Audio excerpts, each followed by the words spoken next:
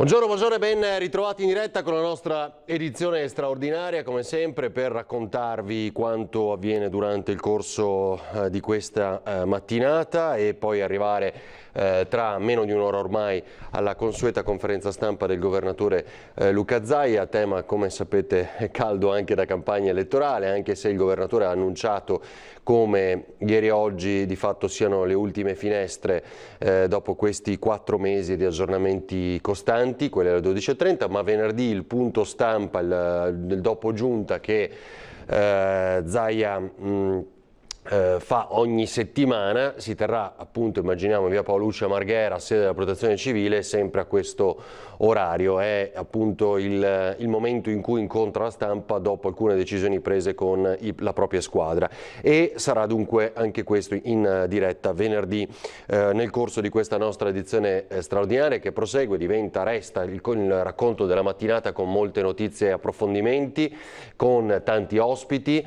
Ieri abbiamo discusso di molti di queste tematiche anche nel corso di Ring con i nostri ospiti. C'erano 2 candidati governatori, Enrico Cappelletti per il Movimento 5 Stelle e Arturo Lorenzoni per l'area di centrosinistra. Tra poco ci dovremo collegare, appena è pronto fatemi sapere, con il vicepresidente della Camera e leader di Italia Viva Ettore Rosato. L'onorevole Rosato sarà con noi tra poco.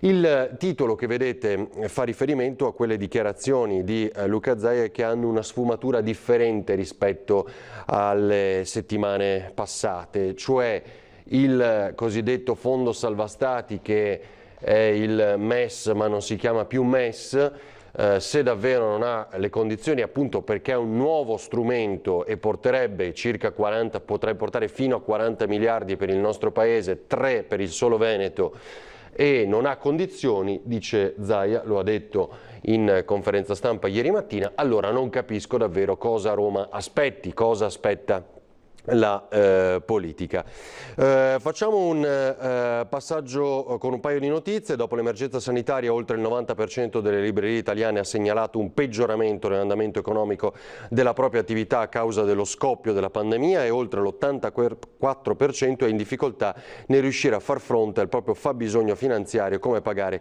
i propri dipendenti, provvedere alle bollette, gli affitti, sostenere gli oneri contributivi e fiscali. Ricorderete poi quante volte abbiamo parlato delle librerie a Venezia, prima allagate dall'acqua grande del 12 novembre e poi in ginocchio una nuova volta ancora per il coronavirus. Tra l'altro questa mattina parliamo di un libro, in una breve parentesi di questa nostra straordinaria, insieme ad Antonio Martini, che è coautore con Piero Ruzzante di questo libro, Eppure il vento soffia ancora, che sono gli ultimi 5 giorni di Enrico Berlinguer, leader del Partito Comunista Italiano a Padova. Ricorderete l'ultimo comizio, il malore in Piazza dei Frutti. Allora, più 15% dei reati ambientali nel mare e coste del nostro paese, ma sono dati che fanno riferimento al 2019, poi c'è un colpo al clan Farinella sul fronte nazionale, mafia, e a Palermo. Restiamo nelle nostre aree e vediamo, Tony, ti chiederei l'estratto di Ring di ieri sera, in attesa di collegarci con Rosato. Sì, possiamo anche collegarci subito con Ilaria Marchiori, che è pronta insieme a Sandro Ponchio, ma diamo uno sguardo a quanto è stato detto a proposito di questo dibattito sul MES ieri sera nel corso di Ring dal candidato governatore 5 Stelle e del centrosinistra.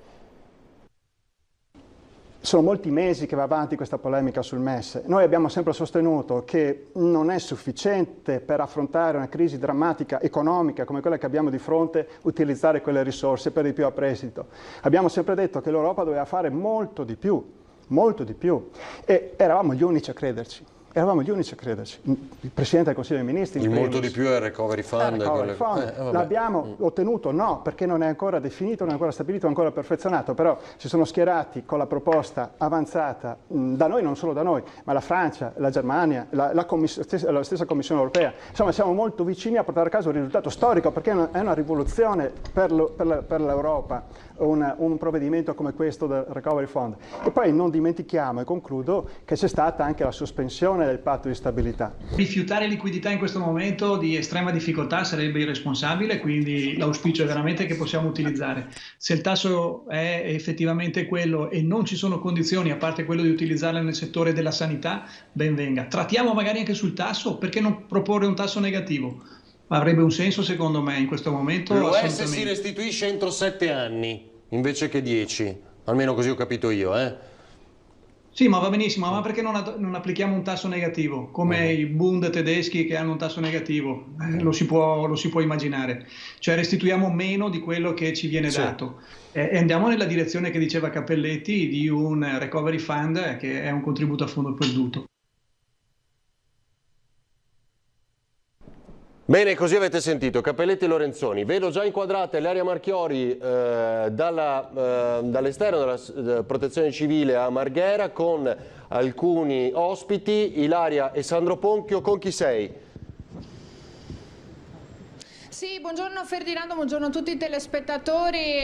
L'ultima giornata del punto stampa quotidiano del Presidente Zaia, come vedrete tra pochissimo, è già una giornata molto calda, perché c'è chi ne ha approfittato per venire a fare le ultime richieste. In primis qui con me c'è Elena Tonon. Innanzitutto buongiorno Elena, dici tu chi stai rappresentando? Sono la referente provinciale della Confederazione chiamata Movimento Autonomo delle Agenzie di Viaggi Veneto, Vettori e Tour Operator. Ecco, noi sappiamo che le agenzie di viaggio sono state penalizzate come altre categorie, ma voi ancora non sapete in qualche modo come comportarvi, non avete risposte. Esatto, noi non abbiamo risposte, abbiamo il cancellato di 6 mesi precedenti all'emergenza Covid e siamo in difficoltà per le nuove prenotazioni, perché seppur le frontiere sono aperte in Europa non abbiamo la possibilità di prenotare, perché la situazione è estremamente precaria e non precisa, quindi non siamo in grado di vendere ai clienti un prodotto sicuro. Richieste ce ne sono? C'è qualche richiesta per l'Italia e qualcosa per le Baleari e la Grecia, sono pochissime se facciamo il confronto all'anno precedente, però ripeto, non riusciamo neanche ad evadere le poche richieste che abbiamo, perché non ci sono indicazioni precise. Elena, lei mi sta dicendo che la vostra situazione è a dir poco drammatica. È assolutamente drammatica, per noi è quasi come fossimo chiusi da 12 mesi. Ad esempio, lei che perdita ha già subito a livello economico? Oltre il 90% sicuramente. E i presupposti per i prossimi mesi, insomma, per il futuro in questo momento non sono certo rosei. Non sono rosei, perché quel poco che possiamo fare lo possiamo fare quest'estate, perché la gente per l'autunno e l'inverno fatica a prenotare, perché ci sono le continue notizie che in autunno probabilmente il virus ritornerà e per questo motivo nessuno si fida a prenotare. Voi che cosa vi aspettate di ottenere dalla Regione? Quali sono le vostre richieste? Noi vogliamo dalla Regione un contributo a fondo perduto che ci permetta di coprire quelle spese che comunque stiamo continuando a sostenere in agenzia, come affitti, bollette, assicurazione per la responsabilità civile, per la quale la Regione stessa ci toglierebbe l'autorizzazione per l'operato. Paghiamo un'assicurazione contro il nostro fallimento che tutela i nostri clienti. Siamo una tipologia di aziende che non fanno assolutamente lavoro sommerso o comunque fatturato sommerso, è tutto dichiarato, ma seppur siamo così siamo completamente dimenticati dalla Regione e non sappiamo il motivo, e vogliamo dei contributi a fondo perduto che ci aiutino in questi mesi per riuscire a varcare il 2021 vivi. Ecco, avete sentito, è chiaro l'appello di Elena Tonon, che si è fatta portavoce poi di tutti gli altri gestori titolari di agenzie di viaggio che stanno vivendo una situazione drammatica, ma non sono gli unici ad essere qui oggi, quindi io ringrazio Elena e tutti gli altri per essere stati qui. Facciamo subito un cambio, invertiamo, perché non sono gli unici ad essere a trovarsi qui a fare delle richieste alla Regione in segno di protesta, perché qui ci sono le maestre diplomati magistrali. Prego, eccoli qui, li vedete, abbiamo fatto una sostituzione. Micaela. Buongiorno, siamo ancora qui con la problematica dei docenti magistrali, che è diventata molto più pressante negli ultimi giorni visto che ci sono state le ultime sentenze e verremo licenziati a breve. Il problema è tutto Veneto perché ci saranno 3.000 licenziamenti in Veneto ed è ancora più grave perché gli insegnanti licenziati non avranno diritto alla disoccupazione e non figureranno in nessuna graduatoria e anche prendendo il posto da concorso ad agosto non potranno tornare nelle loro classi perché il loro posto è occupato da se stessi, quindi una cosa kafkiana, direi. Siete disperate? Siamo disperate, anche perché in un momento di grave crisi in cui le famiglie, appunto, uno di due membri probabilmente non lavora, ne abbiamo degli esempi con dei mariti, non avere nemmeno l'altro reddito è molto molto grave. Abbiamo svolto il nostro lavoro ed ora siamo accompagnati gentilmente alla porta, questo è assurdo, anche perché abbiamo un contratto a tempo indeterminato da 4 anni, cioè 4 anni nello stesso istituto. E con l'apertura delle scuole che si vuole anticipare non capiamo in che modo, visto che noi non saremo presenti. Ecco, voi dunque chiedete che in qualche modo ci si metta una mano sulla coscienza e si pensi a voi che non siete certo pochi, soprattutto in Veneto. Siamo 7.000 in tutta Italia con contratto a tempo indeterminato con riserva, questo bellissimo ossimoro, 3.000 in Veneto, quindi la problematica è tutta veneta. Noi abbiamo anche superato il concorso e abbiamo anche le lauree. Ora abbiamo questo concorso, chiediamo che vengano riconfermati i ruoli e per chi non dovesse essere preso che si aprano queste graduatorie e che si assuma anche dalle graduatorie di istituto, perché noi non figuriamo all'attuale, essendo di ruolo, in nessuna graduatoria, quindi rischiamo proprio di non lavorare nemmeno a settembre.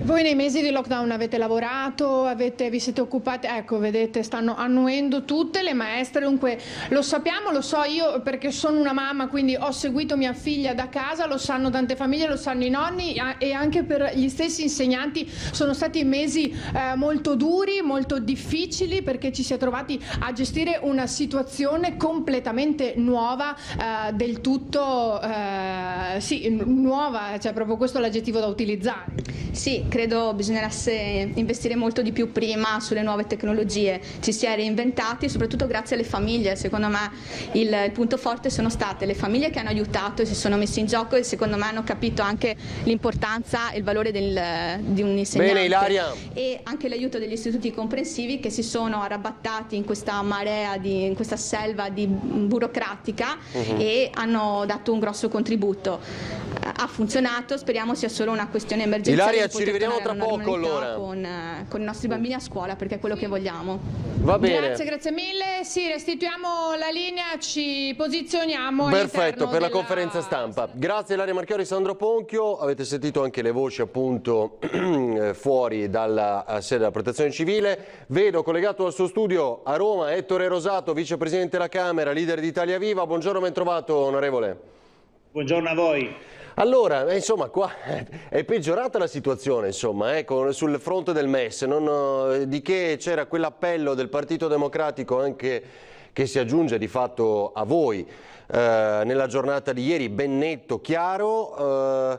I governatori che quando vedono questi soldini e dicono nelle regioni sono per la sanità, quindi servono per i nostri territori, se non ci sono condizioni, e di fatto lo ha detto Zaia ieri, non capiamo che cosa aspetti il governo. I 5 Stelle invece si oppongono ancora. Abbiamo visto anche i dati, i numeri, non passerebbe in questo dibattito parlamentare, ma insomma poi ci arriviamo. Però Rosato, perché è diventato non possiamo essere noi i primi a richiederlo in Europa? Che cosa c'è dietro? Ma guardi, c'è molta demagogia, molto populismo. È evidente che il debito pubblico italiano è un debito pubblico molto più alto di qualsiasi altro paese europeo e quindi di conseguenza per noi avere risorse a tasso zero, anzi a tassi negativi, come ricordavate anche nel vostro servizio, è un'opportunità che vale molto di più rispetto a tanti altri paesi che invece hanno condizioni di mercato positive per i loro titoli di Stato. Per capirsi, la Germania quando colloca titoli di Stato li colloca a tassi negativi e quindi è evidente che alla Germania non serve attingere al MES. Quindi dalle nostre parti noi diciamo a noi il MES serve e quindi che siamo i primi o che siamo i terzi non cambia nulla. Poi Zaia dice che gli servono le risorse del MES, Salvini, che è del suo stesso partito, dice il contrario e invita a non utilizzarli. Quindi è chiaro che su questa decisione, che dovrebbe essere spinta unicamente dall'interesse nazionale, c'è una grande spinta demagogica da parte di alcuni partiti, primi tra tutti dal Movimento 5 Stelle e dalla Lega, su cui invece di mettere avanti gli interessi nazionali mettono avanti interessi di piccolo cabotaggio che non fanno sicuramente bene al nostro paese. Per esempio appunto Toti, ma anche Fontana nella Lombardia, no? Hanno detto che quei soldi servono. Per esempio noi abbiamo fatto la stessa domanda non solo a Zaia ma anche a Fedriga, governatore della sua terra, che invece è molto più in linea con Salvini e lo spauracchio che agitava anche ieri Giorgia Meloni, no? Che poi vengono a prendere i soldi nei nostri conti correnti dopo. Ma figuriamoci, ma dove lo hanno letto questa cosa? Queste sono le cose drammatiche che in politica è consentito tutto. Uno può minacciare mai gli italiani che vengono a prendersi i soldi nei nostri conti correnti, ma figuriamoci. E il nostro paese può far fronte a debiti molto più ampi. Stiamo parlando di 37 miliardi su un ammontare del debito pubblico italiano che supera i 1.000, quindi non è una questione di dimensione, non è una questione di sicurezza dei nostri conti, non c'entrano niente i conti degli italiani, c'entra solo la possibilità di poter utilizzare risorse a un tasso zero e uno spreco non prenderle, soprattutto io aggiungo che possono essere utilizzate per la nostra sanità, per migliorare tutti quei servizi che anche in questa fase abbiamo visto che sono carenti e sono stati carenti anche in Veneto, nel senso che nonostante sia stata affrontata in maniera sicuramente migliore rispetto a tante altre realtà, avremmo avuto molti più vantaggi nell'avere una sanità territoriale funzionante in maniera diversa, più capillare, più rispondente alle necessità di un'epoca in cui anche le liste d'attesa sono un elemento che fa soffrire tante persone che aspettano visite, che aspettano interventi specialistici. Quindi abbiamo posti dove collocare queste risorse, sì, abbiamo molte cose su cui investire e uno spreco non fa. Questo Libera Italia, no, che poi dovrebbe contenere la maggiore velocizzazione per quanto riguarda gli cantieri, tutto quello che è l'affidamento diretto sotto 150.000 euro, adesso qua ho visto che già ci sono alcune forze minoritarie di maggioranza che però si scatenano. E poi voglio arrivare anche al tetto al contante perché ci siamo, parte da domani il nuovo tetto. Intanto, Libera Italia cos'è? Questa è la chiave di lettura, perché qua stiamo dicendo, nelle analisi di molti, insomma, che abbiamo bisogno di interventi immediati, rapidi e invece insomma, c'è ancora un po' un governo che dialoga e non decide. Che cosa ci dice su questo, Rosato? Guardi, noi abbiamo consegnato nelle mani del Presidente Conte e della Ministra De Micheli a febbraio un testo pre-Covid, quindi un testo di una bozza di decreto che serviva per sbloccare le opere pubbliche, sono 120 miliardi di euro che ancora ci sono sotto le manette, nelle manette della burocrazia. Abbiamo chiesto più volte che questo decreto diventi, questa bozza diventi decreto, lo vogliono cambiare come vogliono. Noi abbiamo individuato le modalità con cui abbiamo realizzato l'Expo, il Ponte Morandi, cioè un commissario scelto magari tra sindaci o presidenti di regione a seconda del livello dell'opera e quindi rendere tutto più rapido e tutto più efficace. Mi sembra che siamo ancora lì a discuterne. Adesso il Presidente Conte lo vuole inserire in un provvedimento più ampio, bene, se c'è un provvedimento più ampio non passiamo le prossime settimane a discuterne. Noi abbiamo un problema gigantesco che è quello dell'emergenza economica in questo Paese, non dell'emergenza politica, non delle discussioni tra partiti, ma dell'emergenza economica. Abbiamo bisogno di aprire cantieri. Ogni euro investito in edilizia, se un'opera è utile, ha un effetto moltiplicatore di 4, quindi possiamo realizzare posti di lavoro, possiamo sbloccare opere che anche nel nostro nord-est sono ferme da anni. Abbiamo bisogno di rendere le cose rapide. Siamo solo impegnati su questo, dopodiché discutiamo anche dei dettagli, ma mettiamo avanti un provvedimento che sblocchi veramente i cantieri, dopo discuteremo dei dettagli. Allora, due flash per chiudere e voglio arrivare ovviamente alla campagna elettorale anche del Veneto e il vostro ruolo, che prende una strada differente, lo sappiamo, rispetto alla coalizione di centrosinistra. Senta, domani il nuovo tetto al contante, no? Quindi 1999,99 si può spendere. Ma è vero che la BCE in realtà non ci chiede questo per combattere l'evasione, per combattere la criminalità? Perché c'è stato un dibattito anche nelle scorse ore su questo. Personalmente non ho mai pensato che il tetto al contante sia la strada da perseguire, che sia la soluzione della lotta all'evasione fiscale. Noi dobbiamo incentivare la moneta elettronica, che è un'altra cosa, bisogna dare incentivi a chi utilizza la moneta elettronica, soprattutto ai commercianti, dobbiamo togliergli i costi e le commissioni che oggi pesano su un commerciante. Questo è il punto centrale, perché poi il cliente non ce ne ha di oneri, ma il commerciante ce li ha. Quindi questo bisogna fare, non mettere il divieto all'uso del contante. È un palliativo che ha solo un effetto negativo rispetto a tanti stranieri che in questo momento, ahimè, non arrivano, e quindi l'effetto negativo è limitato, che tanti stranieri che arrivano in questo paese che usano il contante, perché così è. Se uno va sulla costiera romagnola o sulla costa veneta, vedrà che tanti esercenti ti dicono: ma gli stranieri vengono e pagano in contanti. Mettere i limiti non è una cosa utile. Detto questo, il problema è che non si risolvono con limiti al contante i problemi della spinta all'economia che dobbiamo dare. Noi abbiamo troppe saracinesche abbassate, quindi io sono per fare pochi cavilli ai commercianti e molti incentivi per fargli tirare su quelle saracinesche, che lo fanno solo se lo Stato gli dà una mano. La prima cosa che dobbiamo fare è ridurre il costo del lavoro per consentire di trasformare la cassa integrazione, cioè quello che lo Stato oggi paga per tenere una persona a casa, in cosa lo Stato dà a l'imprenditore per far riaprire la sua attività e riprendere i lavoratori. Quindi mi concentrerei su questo piuttosto che parlare del tetto al contante. Certo. Senta, Rosato, dicevamo ieri sera, c'è una differenza, no, tra la Puglia e il Veneto, almeno nell'interpretazione, cioè lì candidate Ivan Scalfarotto e la cosa rischia di essere davvero dirompente negli equilibri del centro-sinistra. Qui perché scegliete di andare da soli e non... Cioè, in realtà può essere diametralmente opposta l'interpretazione o il senso di questa scelta, cioè lì si può incidere, qui c'è poco da fare, tanto vale... No? presentare una forza nuova, ecco, dai, ha capito. È giusto dirsi la verità, non è che con un candidato diverso si batteva Zaia, perché poi non è che in campagna elettorale uno può raccontare quello che vuole. Zaia ha una grande forza, evidentemente i cittadini gliela danno perché esprimono su di lui un giudizio positivo, di questo noi prendiamo atto, nel senso che riteniamo che Zaia non ha fatto tutto quello che andasse fatto. Il Veneto è una regione che funziona, ma potrebbe funzionare molto meglio.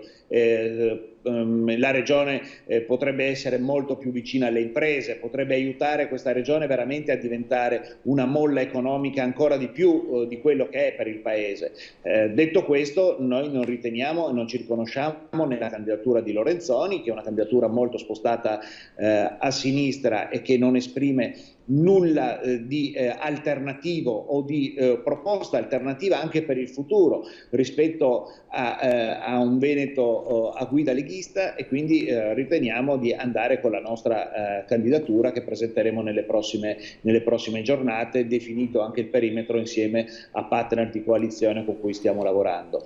In Puglia la situazione è diversa. In Puglia noi ci riteniamo alternativi ai populismi, sia quello della destra con Fitto e con la Lega e con le loro battaglie ideologiche, a cominciare dal MES, ma in generale contro l'Europa, sia il populismo di Emiliano, populismo che Emiliano rivendica.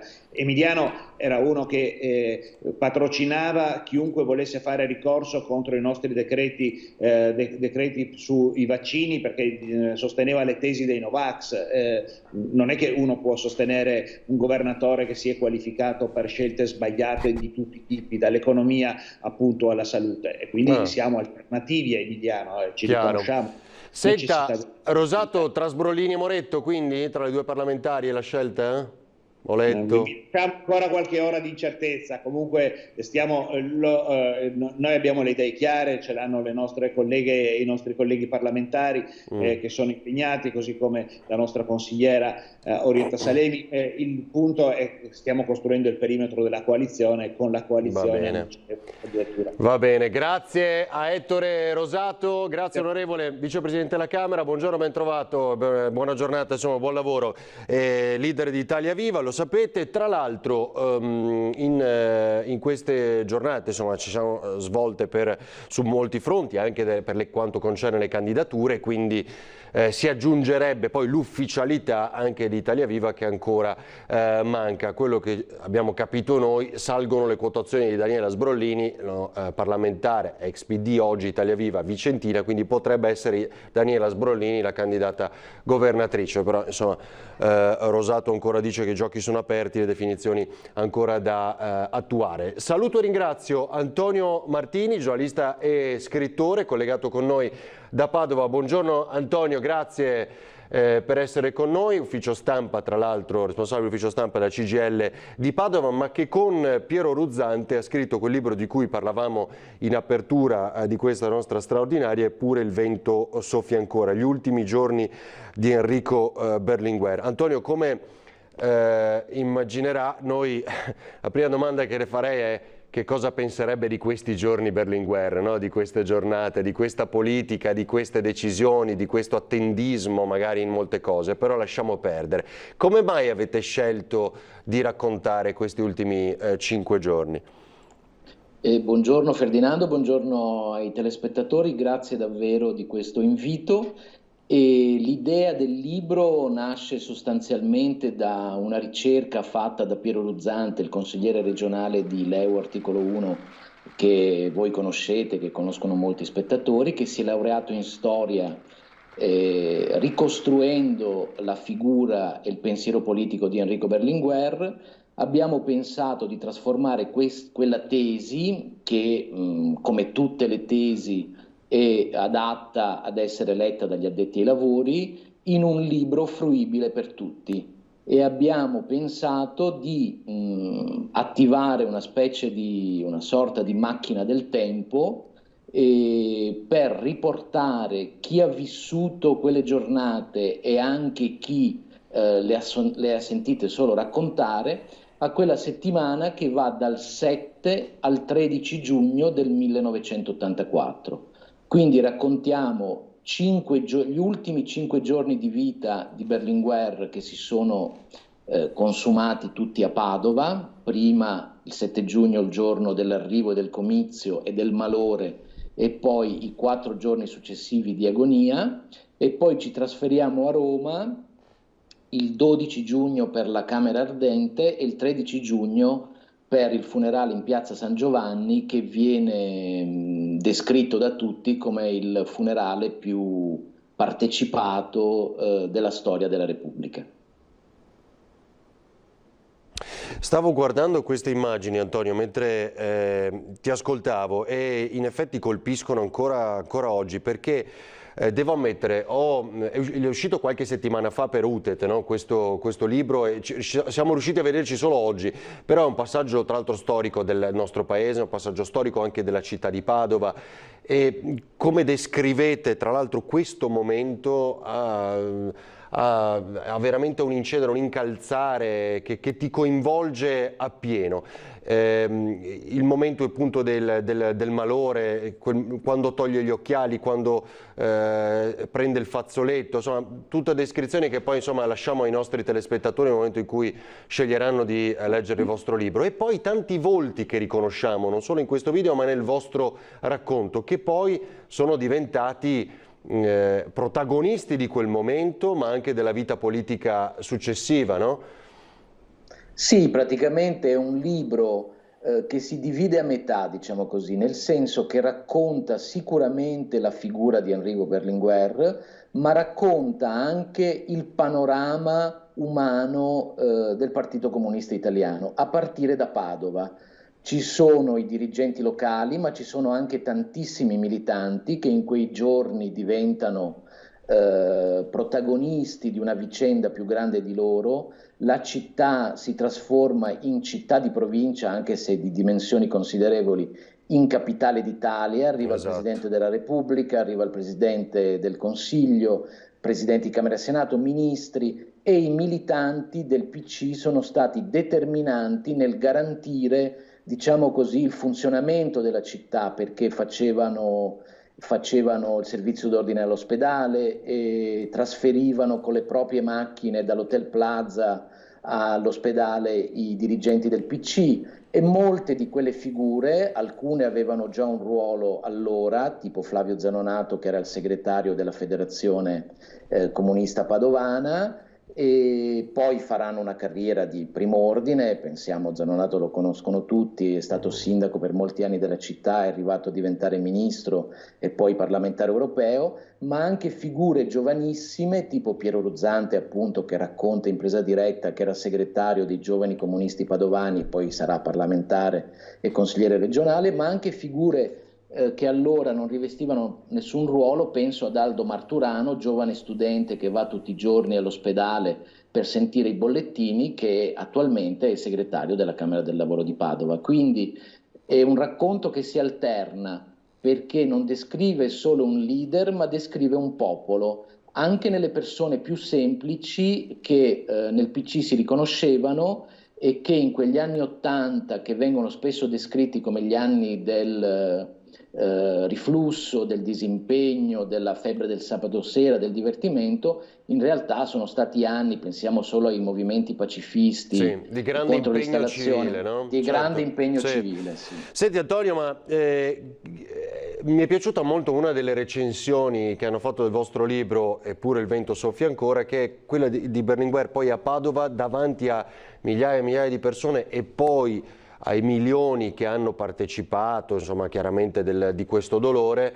È stata come una dissoluzione sua, mi è sembrato capito, è come se si fosse, che fosse diventato parte di ognuno di quelle persone poi il suo messaggio, il suo ruolo. Cosa dici di questo?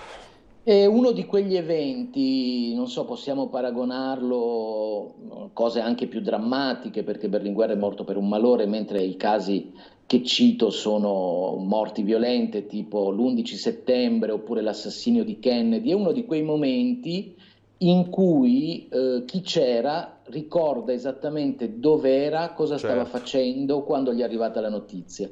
E le parole che Berlinguer usa per chiudere un comizio con un'enorme fatica, perché il malore lo colpisce prima della chiusura, ma lui non vuole fermarsi e lo porta a termine tra mille difficoltà che in molti hanno visto nelle immagini, e rimane scolpita nella coscienza di un intero popolo. E quando tu dici casa per casa, azienda per azienda, sono 4 parole con cui Enrico Berlinguer invitava i militanti comunisti a fare gli ultimi giorni di campagna elettorale, perché dopo pochissimi giorni, la domenica successiva, c'erano le elezioni europee, dove anche sull'onda di quell'emozione il PC per la prima e unica volta supera la DC, anche se di pochissimo, diventa il primo partito italiano, quelle parole rievocano, oserei dire, un'intera epoca per quel tipo di militanti lì. E poteva essere, diciamo, un momento storico straordinario anche di rivoluzione politica per il nostro paese, no? Adesso dirai tu, Antonio, cosa ne pensi.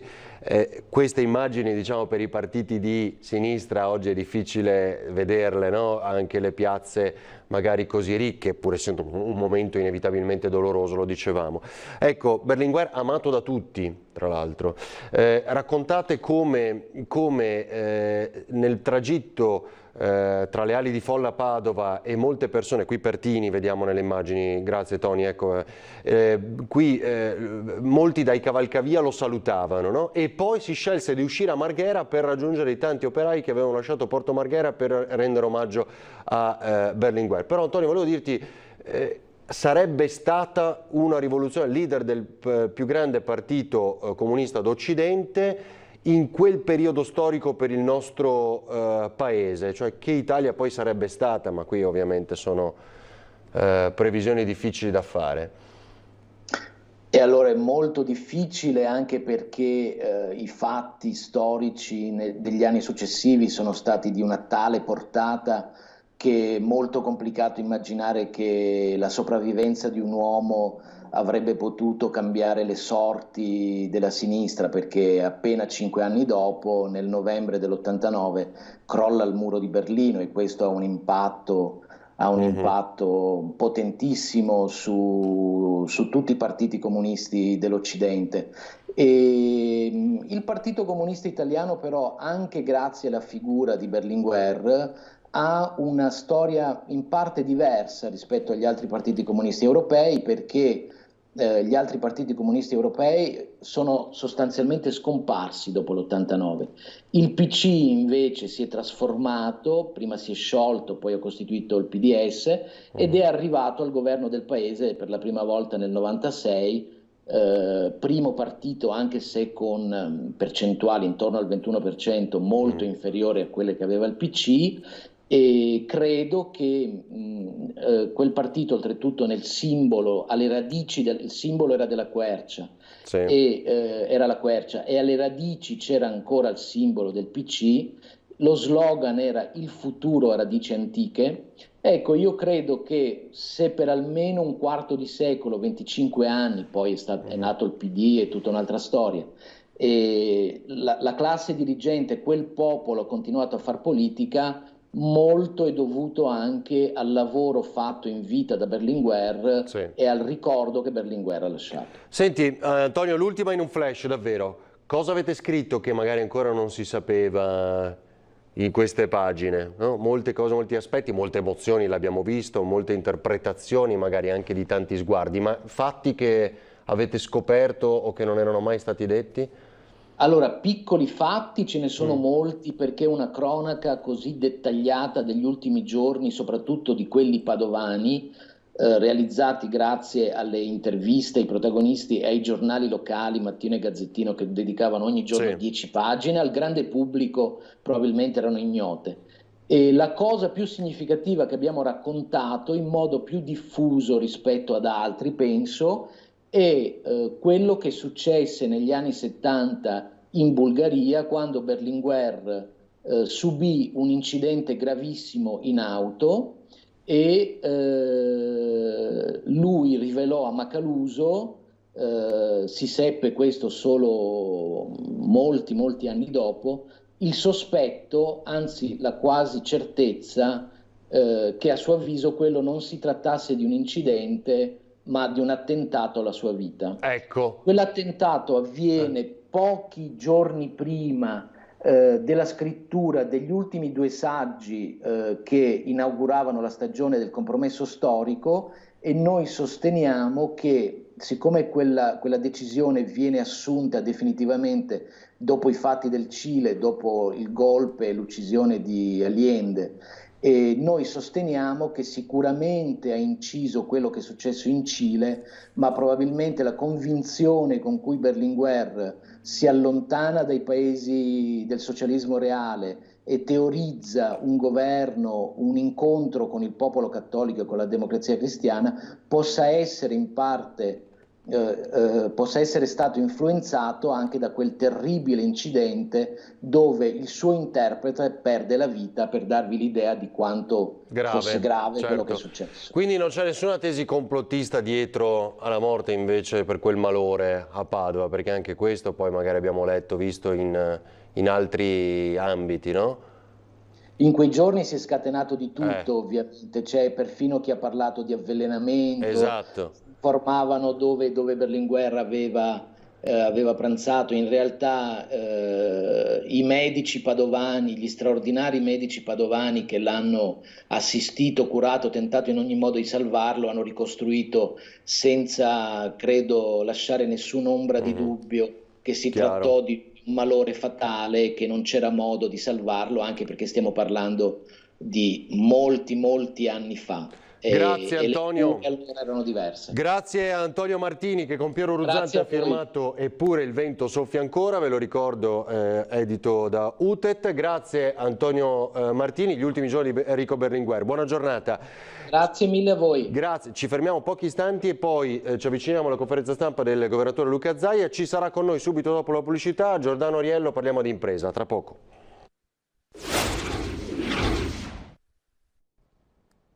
Allora, torniamo in diretta con Giordano Ariello, come avevamo preannunciato, imprenditore, vicepresidente Giovani Imprenditori. Saluto e ringrazio Ariello, ben trovato. Allora, buongiorno a lei, a tutti gli ascoltatori. Senta, ci sono molti temi ovviamente nel dibattito di queste ore. Come ha visto, si sta alzando la temperatura attorno al famoso MES, che non è più MES, che non avrebbe quelle condizioni e via dicendo. Però, insomma, lasciamo stare questo aspetto.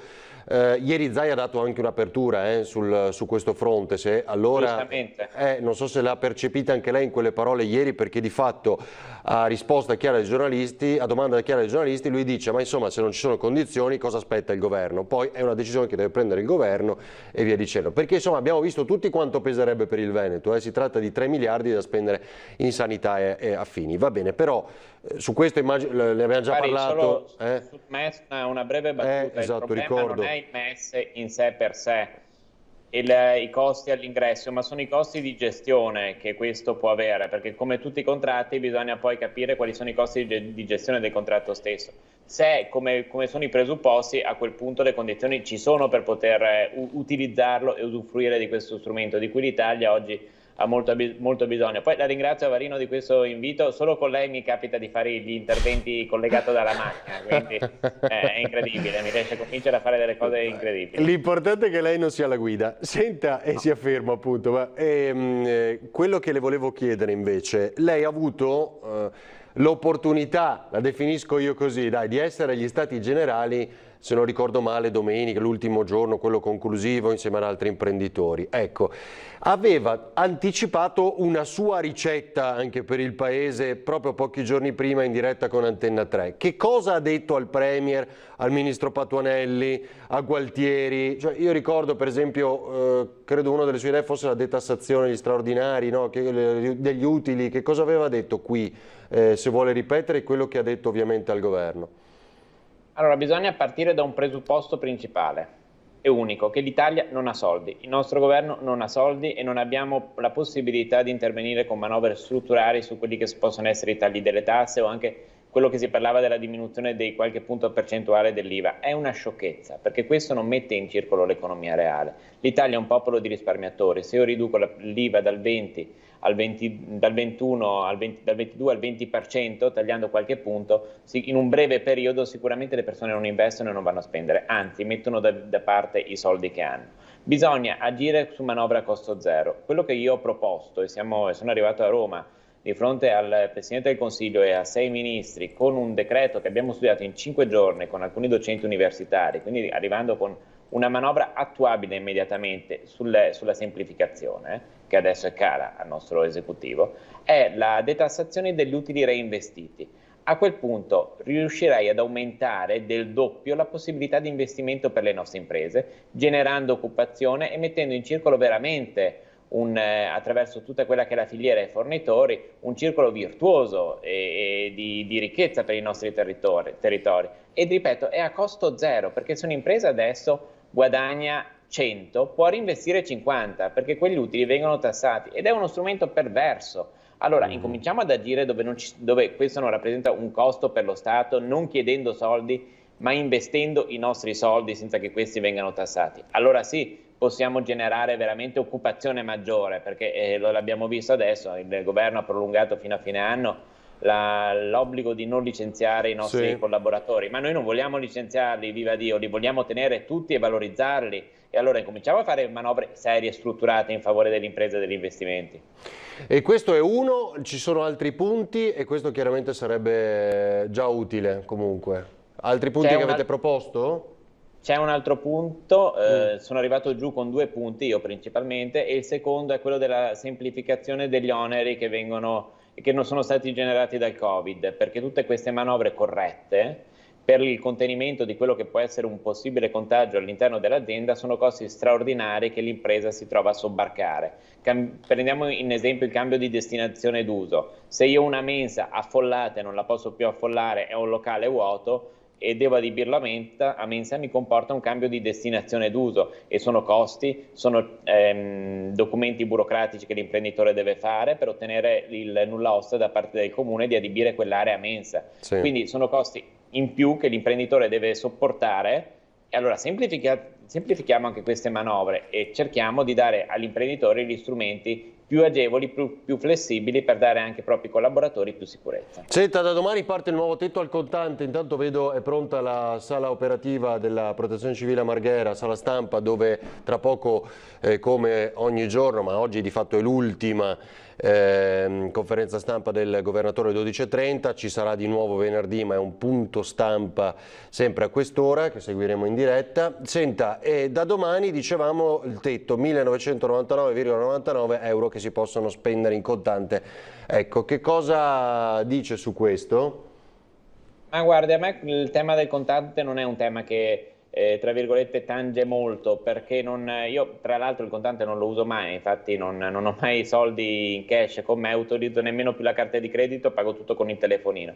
Quindi questo secondo me è uno strumento che, per carità, può andare bene per andare a scoprire o a contenere una parte di nero, però non sono quei soldi in contanti in più che vengono utilizzati che fanno la differenza tra il sommerso e il non sommerso. Sarebbero azioni un pochino più serie da intraprendere per andare a scovare quelle che sono la criminalità organizzata e che di conseguenza utilizza il contante, il cash. La signora Maria, anche se va a fare la spesa, sicuramente non è che giri con queste somme di denaro così grandi, così importanti, da poter favorire il nero e tutta l'economia sommersa di cui purtroppo la nostra nazione è vittima, perché il 30% del PIL purtroppo lo fa il sommerso, sia in settentrione che ancora di più in meridione. E c'è questo Libera Italia che probabilmente recepisce molte delle speranze dei imprenditori del mondo del fare, no? Che porta gli appalti, o meglio gli affidamenti diretti fino a 150.000 euro di lavori, si spera, no, il modello Genova per quanto riguarda il ponte. Cioè, di cosa c'è bisogno? Perché fino a questo momento abbiamo discusso, ci siamo confrontati, abbiamo seguito gli stati generali cui ha partecipato anche lei, però adesso c'è la prova delle decisioni di un governo, no? Perché in questi mesi di fatto si è cercato di arginare un'emergenza. Da adesso bisogna mettere in campo delle energie vere. E da adesso, da ieri, mi permetta di dire, Avarino, perché purtroppo le manovre economiche dovevano essere attuate a marzo, quando si è gestita la pandemia da coronavirus, e si è pensato, per carità giustamente, alla crisi sanitaria, ma è stata tralasciata e nessuno ha considerato, se non a posteriore, la crisi economica. Questo decreto, il famoso Libera Italia che lei ha citato poc'anzi, può essere uno strumento sicuramente utile, può essere uno degli strumenti utili. Io sa che sono sempre stato molto critico su questo governo, ma mi sento anche intellettualmente onesto nel dire che questo strumento di semplificazione, di sburocratizzazione del codice degli appalti può essere sicuramente un inizio di volano positivo per permettere alle imprese di andare a fare tutti quelli, lo Stato anche stesso, in termini infrastrutturali di cui abbiamo un'assoluta necessità come l'aria, di andare a mettere in moto tutti quegli interventi utili per una ripresa economica, perché se parte la cantieristica, le infrastrutture e l'edilizia, allora a ruota seguono tutti gli altri settori e compartimenti industriali. Quindi sicuramente questo è un plauso che io mi sento di fare al governo, però ripeto, non è il punto di arrivo, ma è il punto di partenza, l'inizio sul quale strutturare una manovra che sia per sempre e non sia tampone, perché tutte queste codice degli appalti estremamente macchinoso e complesso rallenta il nostro sistema industriale e il nostro sviluppo, quindi questo deve essere un inizio per poi strutturare nel tempo azioni di semplificazione per le nostre imprese e per il nostro paese, perché ripeto, abbiamo bisogno di infrastrutture sia fisiche ma non solo fisiche, qui parlo di banda larga, banda ultra larga e 5G, perché abbiamo zone d'Italia che sono tagliate fuori completamente. Esatto. Senta, Riello, poi però, dicevo, questo governo deve decidere. Conte aveva fatto intendere durante gli Stati Generali come lui quel piano lo presenta a settembre. Secondo me non credo siano questi i tempi, no? Ne avremo bisogno subito, però cosa dice su questo? E a maggior ragione quei soldi devono arrivare rapidamente, perché come facciamo a rimettere in piedi molte parti e investire, come diceva anche lei? Allora, togliamoci dalla testa il fatto che soldi dall'Europa arrivino a stretto giro. Ecco. Arriveranno, se va bene, nel 2021 e attenzione, a questi soldi saranno condizionati esclusivamente da un piano industriale sanitario che il governo presenterà all'Europa. Quindi non è che arrivano soldi a cascata e il governo, una volta ricevuti i soldi, decide come spenderli. No, non è così, attenzione. I soldi arrivano in base alle spese che vengono indicate dall'Italia verso l'Europa. Io faccio un piano industriale sanitario per un determinato territorio di 100, l'Europa mi dà 100 e vuole una rendicontazione di quelle che sono le spese del nostro paese, e anche giustamente, perché sono soldi di tutti, sono soldi non italiani, sono i soldi di portoghesi e dei francesi, quindi è bene sapere che deve essere fatto un piano strutturato di investimenti e non si può arrivare a settembre. Non si può arrivare a settembre senza sapere come verranno spesi questi soldi e in quanto. Quindi attenzione a quello che si dice, perché è importante saperlo.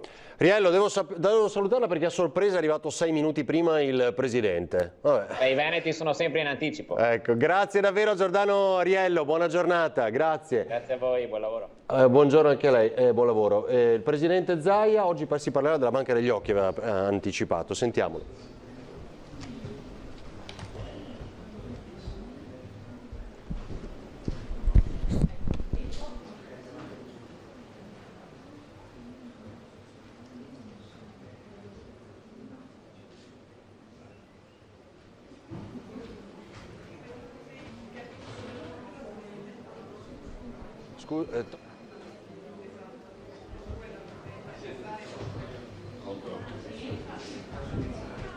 Mi dispiace tra l'altro avere salutato, ma avevamo concluso con Riello. È arrivato 5 minuti prima, ma in realtà ha detto allora aspettiamo. Quindi il Presidente è lì, ma adesso attenderà qualche minuto. Così ne approfittiamo per vedere altri spunti di notizie. Tra queste c'è un appello della CISL molto forte per quanto riguarda la scuola, dicendo che sostiene che sono 85.150 le cattedre vacanti per l'anno scolastico 2021, un vero record. Lo scorso anno erano 64.000.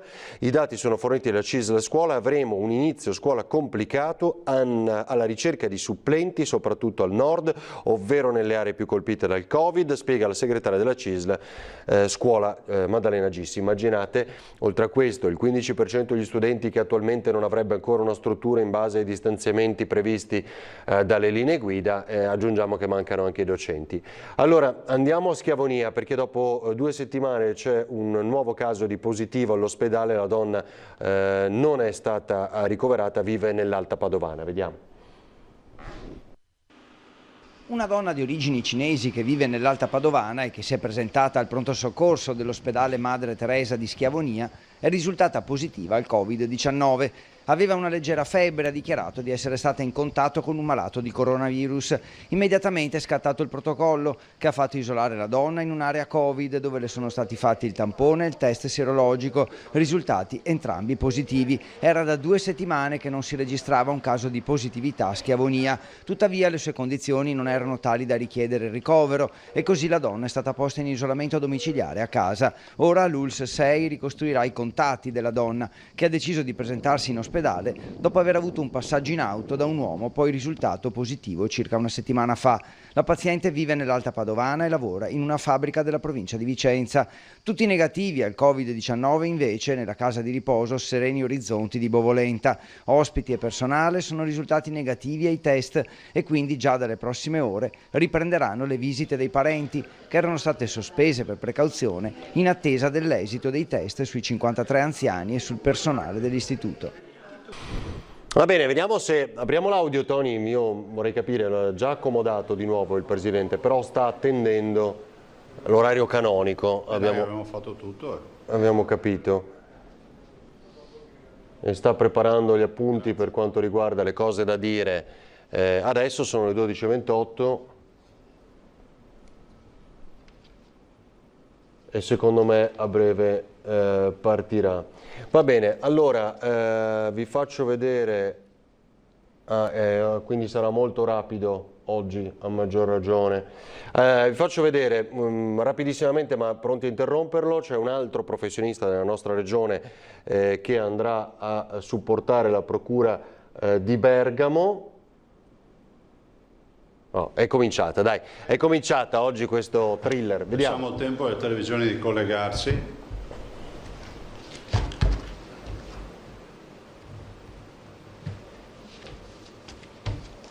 Intanto qui a mia sinistra presento il dottor Ponzin, che è direttore sanitario della Banca degli Occhi, ma però poi parleremo dopo della Banca degli Occhi.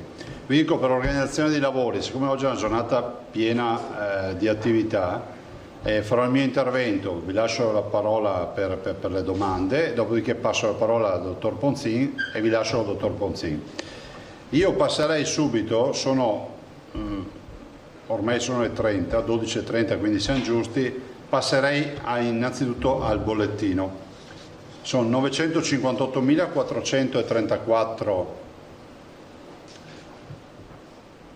tamponi effettuati ad oggi, ci stiamo avvicinando al 1 milione di tamponi, sono esattamente 7.813 in più rispetto a ieri.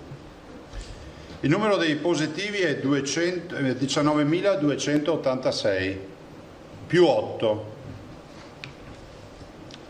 In isolamento 746, più 35.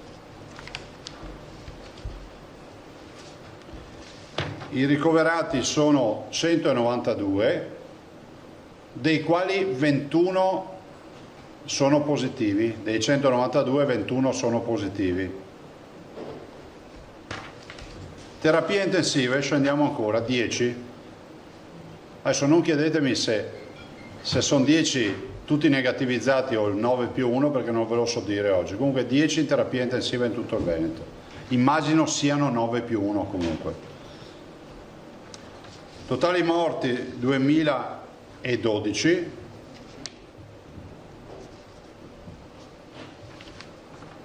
I morti in ospedale resta invariato, ma penso che basti il dato assoluto. I dimessi sono 3.583.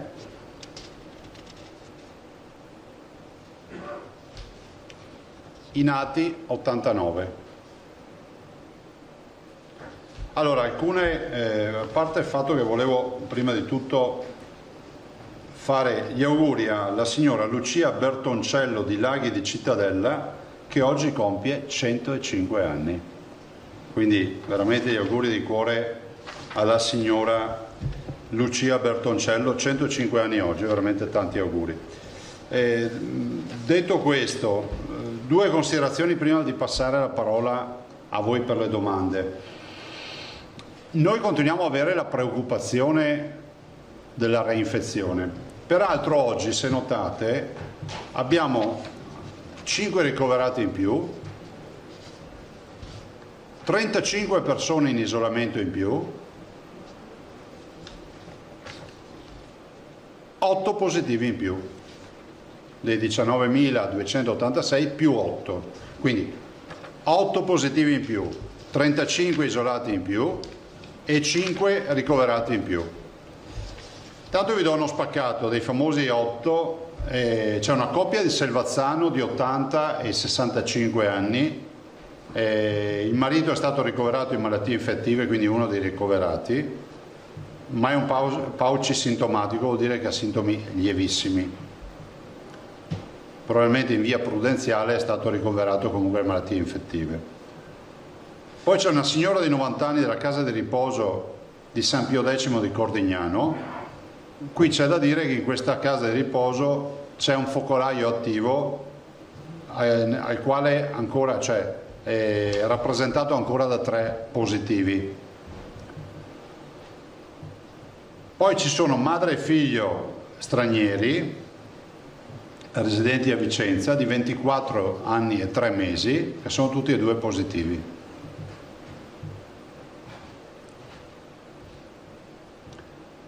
Un ricoverato di 39 anni di Padova a malattie infettive, anche questo Pauci sintomatico, quindi sintomi lievi. E poi un signore di Bergamo di 72 anni e quindi è andato tampone eseguito in ambito ospedaliero, quindi era un ricovero di cardiologia a Borgo Trento ed è risultato positivo. Perché vi dico questo? Perché la festa della liberazione non funziona. Io continuo a dirvelo, la sanità del Veneto ha consegnato un Veneto pressoché in ordine dopo 3 mesi di lockdown, di attività, di terapie intensive, di malattie infettive, di terapie subintensive. Cioè il mondo della sanità del Veneto ha riconsegnato la macchina tagliandata ai veneti. Saranno pezzi di virus, sarà che sono pezzi di RNA, sarà che c'è meno virulenza, sarà, però a differenza di febbraio-marzo, oggi abbiamo le spiagge piene. Oggi non c'è il freddo, c'è il caldo, quindi l'assembramento e l'aggregazione è qualcosa che naturalmente viene spontaneo. Io non ho nulla contro i comportamenti umani, ma ce l'ho nei confronti dei quali non rispettano neanche le minime regole, no? Sappiate che questi indicatori per me non sono buoni. 8 contagiati in più e 35 persone isolate in un Veneto che ha sempre fatto, come si può dire, le pulci alla partita del coronavirus, per me non sono un momento di vanto. Per carità, qualcuno dice statisticamente è un fatto isolato, ok, ma per me non sono, anche il fatto isolato in una condizione diciamo ottimale non ci deve stare. Io continuo a dire ai cittadini attenzione, perché lo sport nazionale di non portare più la mascherina, di viverla come la sfida quotidiana contro l'autorità che ti impone l'uso della mascherina, piuttosto che l'assembramento, me ne frego, perché l'assembramento non c'è problema, e sta aria di gioia. Allora o è la quiete dopo la tempesta, uno dice boh, la tempesta è passata, però sapete, se invece siamo prima della tempesta, veramente ci stiamo predisponendo tutti per trovarla e mettersi nei guai. Voi immaginate solo se ci fosse una reinfezione, la contabilità che ci verrebbe dalla spiaggia in assembramento senza una minima regola, da piazza in assembramento o quant'altro. Avremmo trovato il sistema per veicolare il virus nel migliore dei modi. Siamo davanti a una bestia terribile. Questo virus è terribile. Io vi faccio sempre il solito logoro esempio di Venezia. Abbiamo avuto Vo, abbiamo avuto Dolo, abbiamo avuto Limena, ve le dico in successione i focolai iniziali. Poi è arrivato Venezia, tutti abbiamo detto beh, a questo punto Venezia farà una strage, e se n'è andato senza neanche disturbare da Venezia, praticamente. Quindi è un virus che ha dei comportamenti incomprensibili. Dalla Cina ci arriva la notizia, dai paesi asiatici, adesso esattamente non so quale sia la località, che c'è una nuova formula, una variante del virus del pipistrello che dà sindrome influenzale nel maiale, che potrebbe essere un ospite intermedio a questo punto, che anche questa potrebbe essere trasmissibile all'uomo. Voi capite che qua c'è poco da scherzare. Allora, da un lato rispondo a quelli che fanno i catastrofisti, cioè dico che se avessimo dovuto tenere in lockdown tutti i cittadini, li avremmo semplicemente accompagnati in sicurezza al ritorno del virus autunnale, a meno che non avessimo programmato di non far più uscire i cittadini di casa. Dobbiamo cercare un punto di equilibrio, io sono per il punto di equilibrio, questa è la fase della convivenza, però penso che in questa fase non siamo più nella fase 2, siamo entrati nella fase limbo, cioè andiamo avanti e andiamo indietro. Quindi inauguriamo questa nuova fase dove ognuno di noi deciderà se vuole andare allo schianto o cercare di salvare la propria vita e quella degli altri cittadini. Perché la fase della convivenza ormai l'abbiamo vissuta, è iniziata il 18 maggio, finisce con oggi, perché oggi con 8 positivi in più, 35 isolati e i ricoveri, dico che bisogna aprire un piccolo warning.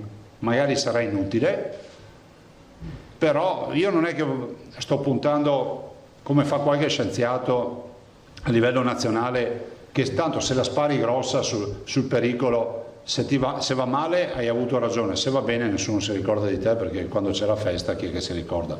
Io dico semplicemente con l'obbligo dell'obiettività, di non diffondere allarmismi, perché in questa condizione epidemiologica non è il caso di diffondere allarmismi, però di dire ai cittadini fate attenzione. Vedo che si rinizia a stringere le mani, evitatelo, si rinizia a stringere le mani in un paese nel quale il contatto fisico è fondamentale, evitatelo, continuate a disinfettarvi le mani. Voglio anche ricordarvi che il virus, almeno ce l'hanno detto questo, no? Vive anche sulle superfici, quindi non ha solo un veicolo biologico, può avere anche un veicolo assettico, non è assettico, ma diciamo non naturale, che può essere una lastra di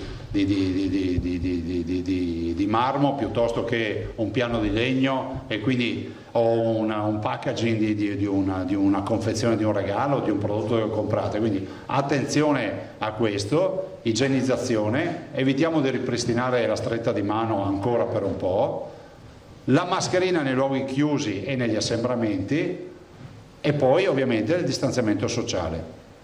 Questo è l'ABC. Se torniamo indietro, per carità, noi stiamo preparando un piano, vi anticipo già che il piano io contavo di darvelo per metà luglio, ve lo darò a fine luglio, non perché non siamo in grado di darvelo prima, perché lo vogliamo anche tarare meglio. Ma il piano sicuramente ci permetterà di dire che abbiamo 1 migliaio di terapie intensive, che avremo 400 postazioni di subintensive e tutte queste robe. Però vorrei ricordarvi che il piano è come dire fai uscire i carri armati dai magazzini perché è ora di sparare. Io vorrei lasciarli i carri armati e metterci il mazzo di fiori nel cannone. Quindi non vorrei che qualcuno pensasse che questa diventi una partita tutta di natura, prendo un po' di antibiotici, prendo un po' di antivirali e me ne sto un po' a casa. Non è così, di coronavirus si muore, abbiamo 2014 persone che sono defunte e non sono tutte anziani, fermo restando che gli anziani hanno più diritto degli altri di vivere, perché non capisco anche sta visione di dire che riguarda gli anziani. L'età media dei nostri defunti in Veneto, deceduti in Veneto, è di 82 anni, però è pur vero che abbiamo avuto anche persone molto giovani che sono morte. Per cui questa è la preghiera che faccio ai veneti. Diciamo che nessuno di noi ha alibi, lo possiamo dire? Nessuno di noi ha alibi. Non è che se domani mattina torna o torna fra un mese piove governo ladro. No, perché se tutti noi ci fossimo comportati in maniera corretta non torna. Allora, abbiamo visto che il virus corre spedito, immaginate un ciclista nella pianura va velocissimo con la sua bicicletta, ha iniziato le scalate, quindi i Gran Premi di montagna non ce la fa più, ma noi non possiamo fare come il pubblico che va a spingere il ciclista mentre tira a fiato lungo, no? Spingerlo perché ce la faccia arrivare al Gran Premio di montagna. Il virus non va aiutato e ci sono dei cittadini che lo stanno aiutando. Sarà anche spompato, no? Ha perso virulenza, come si dice tecnicamente, ma c'è qualcheduno di noi che con comportamenti scorretti lo sta aiutando. Guardate, ed ho chiuso, a me inquieta che ci siano cittadini che mi chiedono quando potranno non portare più la mascherina, ma non è che me lo dicono per dire perché sarà finita, è perché è una rotta di palla la mascherina, è sicuramente una rotta di scatole la mascherina, sicuramente con il caldo ancora peggio, penso anche a chi deve lavorare con la mascherina. ma non è un vezzo, no? Non è una coercizione, è una necessità, è un salvavita. Se lo si vuole capire bene, se no la contabilità la faremo alle porte dell'ospedale. Io non ho altro da aggiungere, prego. Tosato, Prigioni, Marchiori e mi fermo qua. Buongiorno Presidente. Ciao. Ecco, immagino che lei abbia avuto, insomma, come ogni mattina, un'interlocuzione anche con le autorità sanitarie.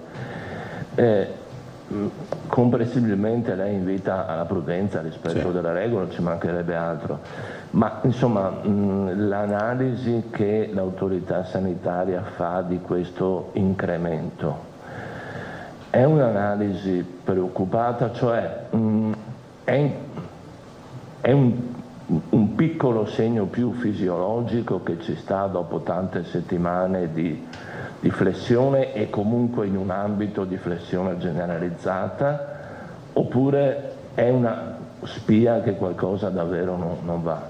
Ma guarda, io ho voluto questa mattina vedere i focolai, perché tu vedi 8 nuovi contagiati, ho detto se sono 8 ragazzi sotto i 40 anni gli chiamo io, gli chiedo se sono andati in spiaggia perché vorrei capirlo. Non siamo in questa condizione, c'è un ragazzo di 39 anni, il resto sono persone adulte che immagino che non abbiano fatto movide o altre robe. Sono focolai anche comprensibili, no? I 2 anziani 80 anni e 65, la mamma di 23 col bimbo di 3 mesi, scusate, il cittadino doveva ricoverarsi alla nostra cardiologia di Borgo Trento e lo abbiamo beccato con il tampone d'ingresso, ma è un bergamasco, e poi l'RSA di Cordignano. Quindi se dovessi guardare le provenienze dei nuovi contagiati vi dico che siamo quasi in ordinaria amministrazione. Però anche se da un punto di vista epidemiologico oggi possiamo dire che la situazione è tranquilla, io non lo sono da un punto di vista programmatorio, perché devo prendere atto che il virus c'è e quando trovo un bimbo di 3 mesi positivo capite che qualche quesito me lo pongo, no? È una mamma di 23 anni che è positiva. Poi potremo discutere sul contesto, le frequentazioni eccetera, tant'è vero che abbiamo isolato 34 persone. E io dico, guardate, siamo passati da 135 focolai a 22 di oggi, adesso sono 23 col nuovo focolaio, 23 o 24, non ve lo so dire.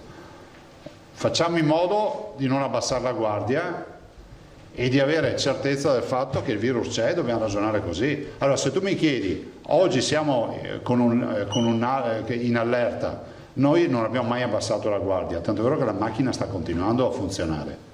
Cioè se voi considerate che ogni giorno vi do un resoconto di almeno 10.000 tamponi, il che vuol dire che ogni giorno ci sono 10.000 operazioni a carico di qualche cittadino. Noi il piano di sanità pubblica non lo abbiamo interrotto, vi ricordate che vi dicevo, anche se sembra finita noi non interrompiamo. Saremo più performanti a isolare focolai, questo è poco ma sicuro, ci aiutano anche le nuove scoperte. Pensate il pooling, oggi il pooling ci permette di fare un sacco di tamponi che prima non riuscivamo a fare. Però io sono preoccupato. Allora, questo lo considero un warning, no? Un segnale del fatto che non bisogna prenderla troppo sotto gamba. Sono anche preoccupato, adesso io capisco, ma però da un punto di vista epidemiologico vanno dette queste robe, visto che qualcuno ha cercato magari la polemichetta con le badanti. Noi sappiamo che ci sono diversi sistemi sanitari nel mondo, no? Non sto distinguendo il nord e il sud del mondo o l'est o l'ovest, dico che al sud del mondo c'è il sistema sudafricano che funziona magari, no? Quindi non posso dire che in Africa non funzioni, ci sono delle realtà dove funziona e altre dove non funziona, anche in Europa ci sono realtà dove funziona, dove non funziona, Stati Uniti stessa roba. Io però so qual è il nostro sistema sanitario, ambirei che tutti quelli che vengono da altri sistemi sanitari abbiano lo stesso linguaggio. Ragazzi, abbiamo visto per quasi un mese il Brasile che ci diceva che aveva 6.000 contagiati, io vi dicevo ma come fanno ad avere 6.000 contagiati? A me questo mi inquieta. Allora parlo con cittadini egiziani e di altre località del Nord Africa, mi dicono che lì è un problema. Vedo i dati ufficiali, non vedo numeri. E vi ricordo che lì noi non abbiamo neanche la quarantena obbligatoria, c'è il bollino verde. Allora, io non ce l'ho con nessuno, che sia chiaro, mi conoscete, però veramente un invito che faccio, non polemico, ma costruttivo, al governo e all'OMS, di verificare bene i sistemi di gestione del coronavirus e di lettura dei dati epidemiologici di tutti i paesi. Perché una comunità come nostra, che ha fatto praticamente un tampone su ogni 5 abitanti, perché siamo ormai 1 milione di tamponi su 5 milioni di abitanti, ha titolo di dire mettere i puntini sulle i. Voi lo sapete che sono per le frontiere aperte, sanitariamente parlando. Io non ho mai detto qua da noi sono tutti ospiti graditi, sto parlando di frontiere sanitarie, però vorremmo anche avere tranquillità dall'OMS e dal Ministero della Salute che i paesi di provenienza siano paesi nei quali i tamponi si facciano testing e soprattutto ci siano dati ufficiali. Ci sono paesi nei quali non si fa neanche il bollettino, vi ricordo. Se posso aggiungere velocemente, ecco, per quanto riguarda questa sua raccomandazione, come dire, mi sembra un po' difficile, nel senso che sentivo che secondo l'OMS, ad esempio in India, il numero dei decessi potrebbe essere da 10 a 100 volte superiore a quelli dichiarati. Bene, quali sono le indicazioni dell'OMS rispetto alle movimentazioni dei cittadini indiani nel mondo? Punto di domanda. L'OMS è l'ONU sanitario. Non ho capito, qualcuno dovrà dirci qualcosa. Sarà mica il Veneto che partiamo da Venezia e andiamo a dettare regole in giro per il mondo, no? E io non sono neanche, sono per l'ospitalità, ma se so che un cittadino viene da una zona che ha difficoltà, propongo un isolamento fiduciario e poi può girare tranquillo per il Veneto, ci mettiamo il sistema sanitario, tutto. Ma è un assurdo non preoccuparsi di questo. Però ecco, la domanda che volevo farle è questa. Lei non ha l'impressione che, al di là degli appelli a un comportamento corretto, di fatto comportamenti anche palesemente poco corretti semplicemente non vengono più sanzionati?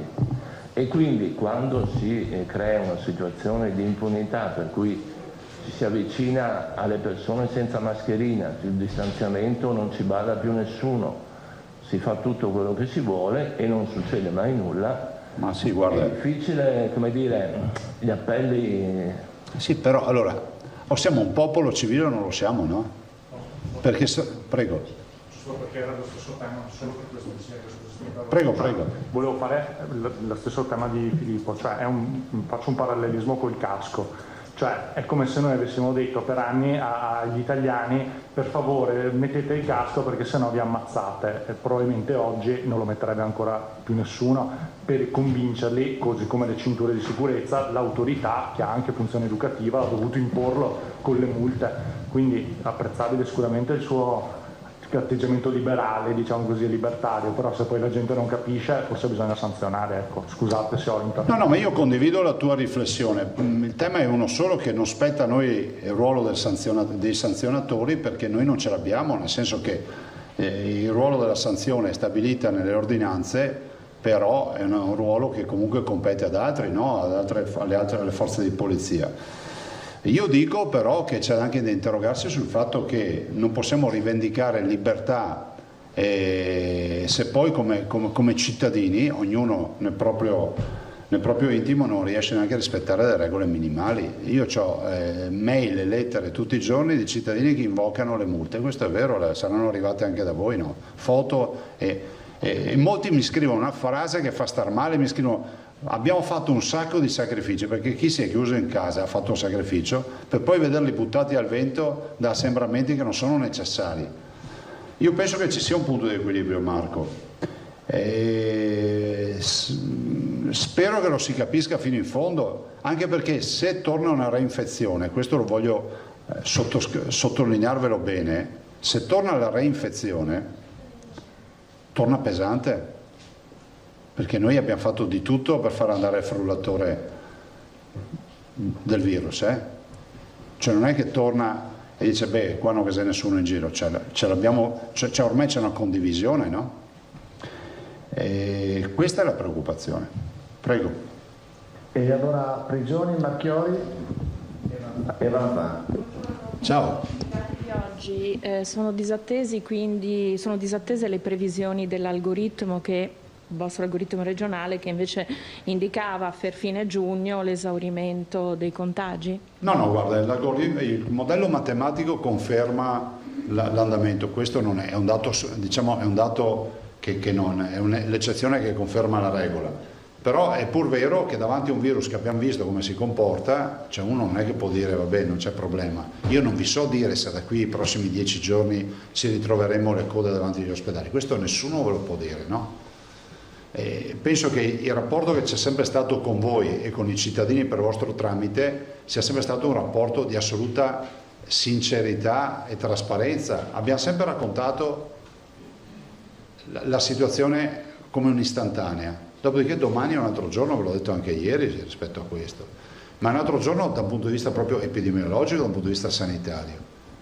A proposito, domani si aprono alcune frontiere. Alla luce di quello che ha segnalato prima, è pronto anche a firmare nuove ordinanze dei provvedimenti proprio per l'isolamento per chi arriva magari da paesi problematici o situazioni di questo genere? Guardate, le regole di polizia sanitaria sono regole nazionali. Dopodiché noi possiamo applicare delle regole più restrittive, però è pur vero che il tema delle quarantene è un tema che deve essere applicato in maniera uniforme in Italia, cioè è impensabile che il mio cittadino possa girare in tutta Italia e il cittadino che viene dal paese X fa la quarantena da me e non la fa, che so, in Emilia Romagna piuttosto che in Lazio. Potrebbe infettarmi il mio cittadino che va in Lazio o in Emilia Romagna in vacanza, e quindi capite che le regole devono essere nazionali. Torno al discorso che vi ho detto prima, noi dobbiamo avere certezza dalla comunità scientifica e sanitaria a livello internazionale, perché io vedo le tabelle su dei dati rapportati alla popolazione di alcuni paesi che sono inquietanti, nel senso che si capisce che non sono dati reali.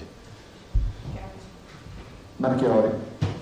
Presidente, buongiorno. Ciao. 2 domande. La prima, come lei saprà, questa mattina qui fuori ci sono rappresentanti di 2 categorie, agenzie di viaggi, certo, e diplomati magistrali che chiedono una risposta alla Regione. La seconda riguarda una conferenza che è stata indetta dai 5 Stelle più tardi nel primo pomeriggio per quanto riguarda FAS. Dicono c'è una falda inquinata come un lago, la Regione tace e non c'è più l'emergenza Covid, dove sono finiti i controlli, che fine hanno fatto le bonifiche? Ma guardate, su questa farei rispondere l'assessore Bottacin, se lo sentite, perché non mi sembra proprio che la Regione tace, c'è un acquedotto che è in realizzazione. Insomma, guardate, evito di rispondere perché trovo corretto che risponda l'assessore Bottacin, così non do neanche la soddisfazione di avere una risposta a loro. Perché mi sembra proprio inopportuno un attacco del genere. Comunque l'assessore è in grado di elencare tutte le attività che si sono fatte. E invece per quanto riguarda le 2 categorie, le maestre, vi dico che segnalerò nuovamente la conferenza delle regioni, ma questo è un tema del governo. Insomma, ci troviamo tutti concordi sul fatto che non è un tema risolvibile a livello regionale. E fra l'altro un tema complicato perché dietro c'è sentenze, c'è prese di posizione eccetera. Giustamente quantomeno loro chiedono un'interlocuzione con il governo. E dall'altro per quanto riguarda le categorie, ho incontrato anche le agenzie di viaggio, altra categoria che è in sofferenza rispetto a tutto quello che è accaduto, no? Perché il turismo, che è la prima industria in Veneto con 18 miliardi di fatturato, è un'industria che è in sofferenza. Stamattina si pensava a dei dati che sono assolutamente importanti. Stiamo pensando che si apriranno il 50% degli alberghi, avranno il 50% della capienza, del riempimento. Vuol dire un 25% di turisti in alberghiero rispetto a prima, se fosse così, perché 50% chiusi e del 50% aperti, metà coefficiente di riempimento, metà vuol dire che si va al 25% del flusso dell'anno scorso. E dall'altro l'assessore Canello questa mattina ha incontrato i loro rappresentanti delle agenzie di viaggio, li ho incontrati anch'io stamattina qui, ho risentito Canello, l'ho già sentito 2 volte stamattina, adesso l'ho invitato, anzi ci siamo accordati, farà un ulteriore incontro ufficiale anche per poter affrontare il tema in maniera, come si dice, serena e trasparente, perché poi io stamattina ho incontrato gli operatori, cioè quando mi si viene a dire ma quella regione ci dà il fondo perduto, sì, ma quella regione c'ha l'addizionale IRPEF da sempre e noi non ce l'abbiamo, cioè, se per far bella figura dobbiamo mettere le tasse per poi restituirne un po', capite che non c'è elemento di paragone tra quello che abbiamo fatto noi in questi 10 anni e quello che hanno fatto le altre regioni. Noi non abbiamo mai applicato l'addizionale IRPEF, vi ho fatto l'esempio con i medici. Noi diamo 1.000 euro di premio a un medico, ma ne abbiamo già dati 4.850 non prelevandoli dalle tasse, a differenza delle altre regioni che danno 1.000 euro e ne hanno prelevati 4.850. Però vedo che è un concetto che è difficile da far passare. Vanza. Presidente, questa mamma di 24 anni e bambino di 3 mesi, risultati positivi, ha detto stranieri, ma che vivono qui o che sono di passaggio? Beh, guarda, sono nigeriani, faremo una verifica perché anche qui cerchiamo di avere un approccio, non lo dico a voi, ma a quelli che fanno il pelo e contropelo tutto quello che dico. Cioè il tema di dire nigeriani piuttosto fare una verifica non è che è un'ossessione razzista, è un fatto epidemiologico, perché se sono appena arrivati questa è la domanda, vuol dire che se lo sono portati da casa, lo devo verificare. Perché è un dato che è assolutamente in controtendenza. Sì, è quello il dato. Ha raccontato la dottoressa Dadalt quando diceva che è una malattia che colpisce soprattutto gli adulti e i bambini risultano non immuni. Ma è una mutazione del virus, non te lo so dire. Però sappiamo che il virus muta. Quando lo dicevo le prime volte ho visto che c'erano scienziati che dicevano che dicevo baggianate o cretinate, però vedo che adesso tutti dicono che il virus muta. Mi fa piacere. Non avete ancora parlato con gli esperti nostri veneti di questi 2 casi? No, lo stiamo approfondendo, ho chiesto il dato stamattina. Io spero che siano cittadini magari tornati dalle vacanze o tornati da una visita a casa loro. Se si sono infettati qui bisognerà capire bene. Comunque i 34 isolamenti vanno in questa direzione, per capirci. Poi l'altra cosa, Presidente, lei diceva qualcosa, avremmo pur titolo di dirlo e di mettere i puntini sulle i, visto che siamo una regione che sta facendo quasi un tampone su 5 abitanti e abbiamo come regione preso anche dei punteggi molto alti, parlo alle recenti pagelle sulla gestione dell'emergenza sanitaria, e quindi io le rifaccio la domanda che da giorni sta riempendo le cronache politiche dei nostri giornali, e cioè questo tentativo di togliere la sanità alle regioni e di accentrarla. No, ma è una follia, cioè una follia, e penso che è una follia che coinvolge anche pochi, da quel che ho capito. E comunque se qualcuno vuole andare al Vedo in Veneto, io convoco il referendum e lo chiedo ai veneti se vogliono farsi curare da Roma o da Venezia. Poi se lo dicono ma guardate, in tutti i sistemi, i modelli organizzati, usciamo dalle istituzioni, andiamo anche nel privato. Non c'è nessun modello organizzato che allunga la catena decisionale, tutte accorciano le catene decisionali. Cioè, ve lo dico io per la difficoltà che già abbiamo noi a livello regionale di fare a ventaglio delle scelte veloci, immediate nelle diverse voci. Immaginate da un Ministero di Roma la catena di trasmissione dell'informazione prima che arrivi all'ospedale di Feltre, all'ospedale di Dolo o di Adria, che giro fa? Guardate che nelle emergenze bisogna essere presenti. E poi immaginate le caratteristiche diverse dei diversi territori, altro aspetto non irrilevante, per cui la trovo una follia, a parte il fatto che è anche irrispettosa nei confronti dei padri costituenti e anche poco rispettosa della Costituzione, tutta questa. Dopodiché, se questo governo, o meglio qualche suo esponente, decide di farlo, deve modificare la Costituzione, vi ricordo.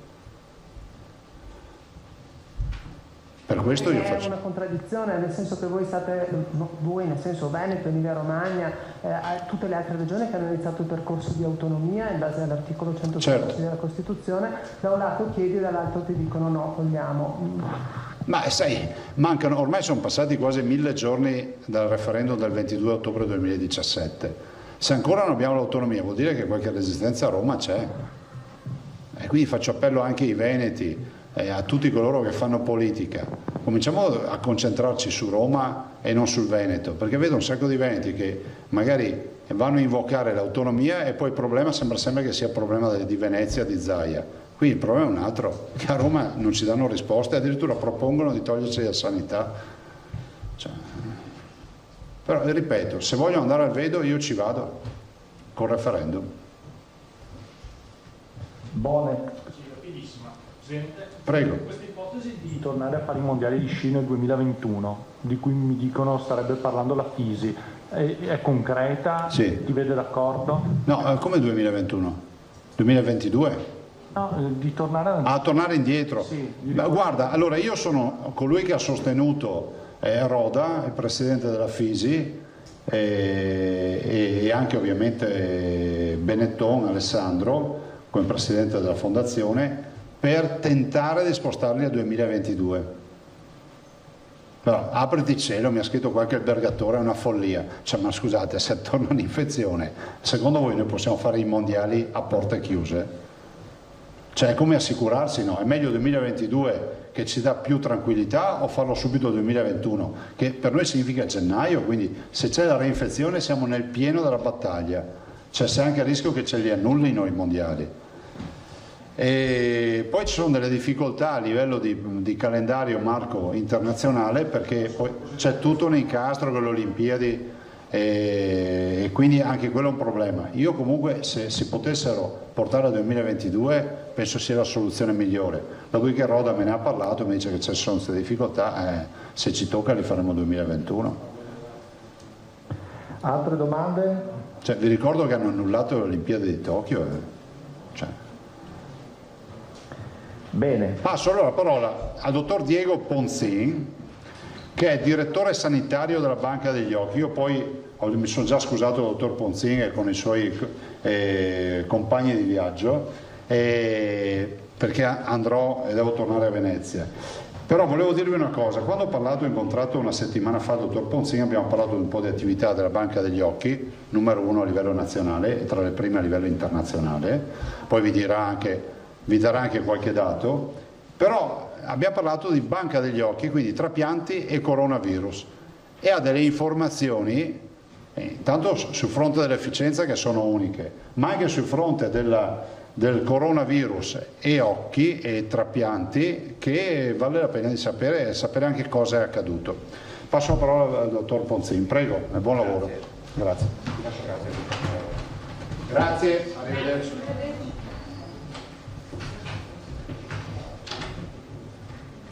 Buongiorno a tutti. Non è mica facile avere un chairman, avere come chairman il governatore della propria regione. Comunque approfitto di questa opportunità per darvi qualche informazione relativamente al nostro mondo, al mondo di Fondazione Banca degli Occhi, quindi al mondo dei trapianti di cornea.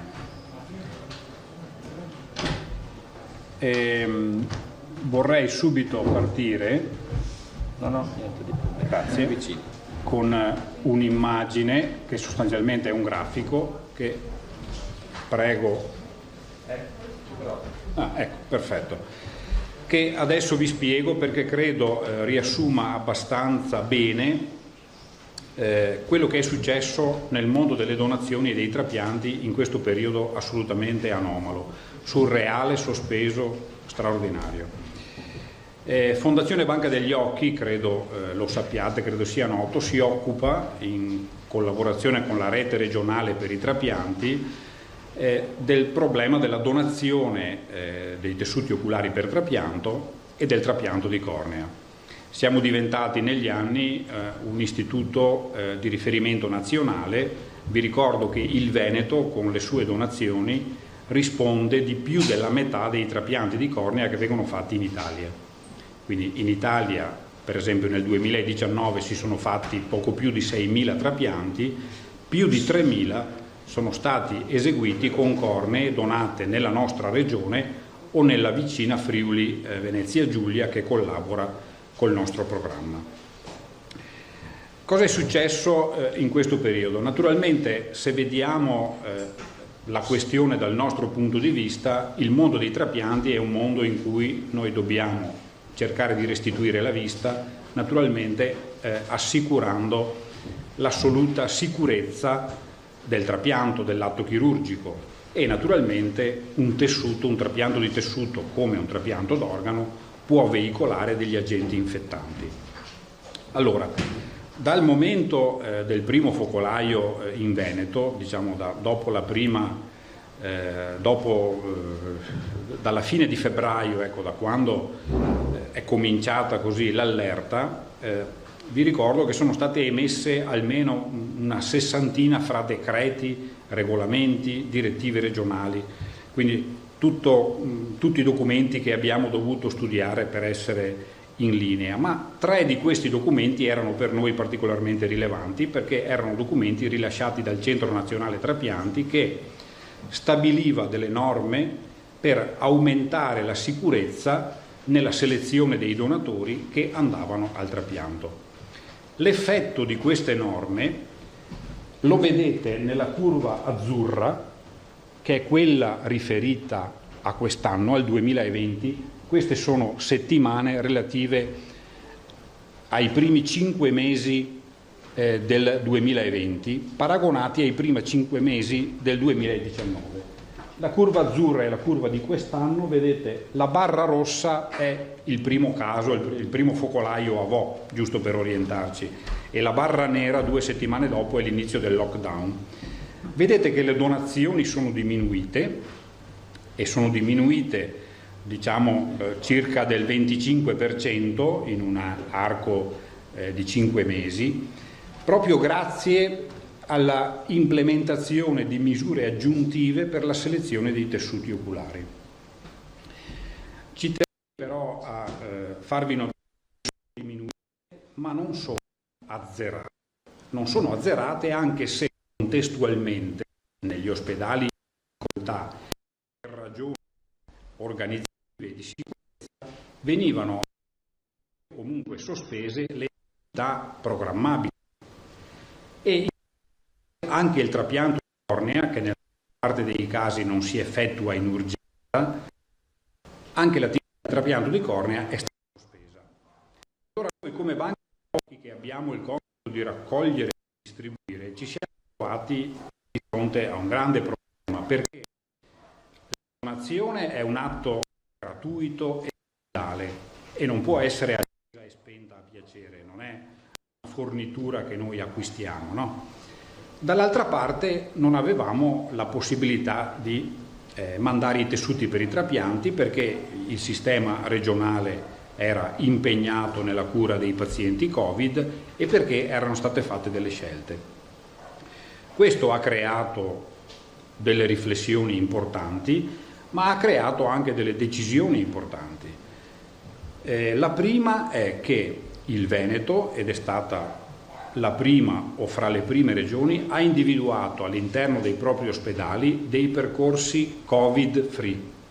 Su questo vorrei ringraziare in particolare ULS3, il direttore Giuseppe Dalben, che ci ha permesso di delineare dei percorsi attraverso i quali potevamo ricoverare ed effettuare gli interventi, garantendo ai pazienti la sicurezza non solo del tessuto, ma anche la sicurezza di non incrociare percorsi attraversati anche da malati Covid, non è un dato secondario.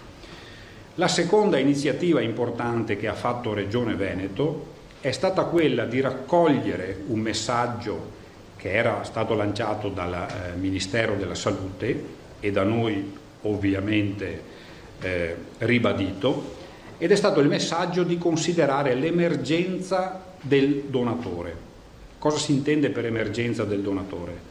Si intende riflettere sul concetto che la donazione di un organo o di un tessuto è un bene che ha una durata limitata, ha una durata e una disponibilità limitata al momento della donazione. Nel caso della cornea la disponibilità è di poche settimane. A questo punto la Regione del Veneto ha emesso una direttiva che ha indirizzato i propri ospedali pubblici all'insegna della ripartenza dei trapianti di cornea. Questa direttiva è stata emessa il 21 aprile e corrisponde alla 17ª settimana dell'anno ed è questa asta blu-violetto. L'effetto lo vedete nel grafico successivo, se posso avere, ed è stato un effetto che per il Veneto, ma anche per tutti i cittadini italiani che vengono in Veneto con la speranza di riacquistare la vista, è stato un effetto straordinario. Potete vedere, questo è l'andamento non delle donazioni, ma delle attività di trapianto. Vedete che fra marzo e aprile le attività di trapianto si erano pressoché azzerate. Vi do degli indici: noi come istituzione rispondiamo normalmente di 80-100 trapianti alla settimana, quindi tessuti che vanno in giro in tutta Italia e qualche volta anche in paesi esteri. Eravamo arrivati a 4-5 trapianti alla settimana. È arrivato il Veneto che si è organizzato e i ritrapianti, vedete, sono ripartiti. E adesso probabilmente, mentre vi parlo, siamo vicini al raggiungimento delle nostre potenzialità, perché via via anche le altre regioni naturalmente sono ripartite. Quindi questo era un messaggio, mi pare interessante, che ci tenevo a darvi.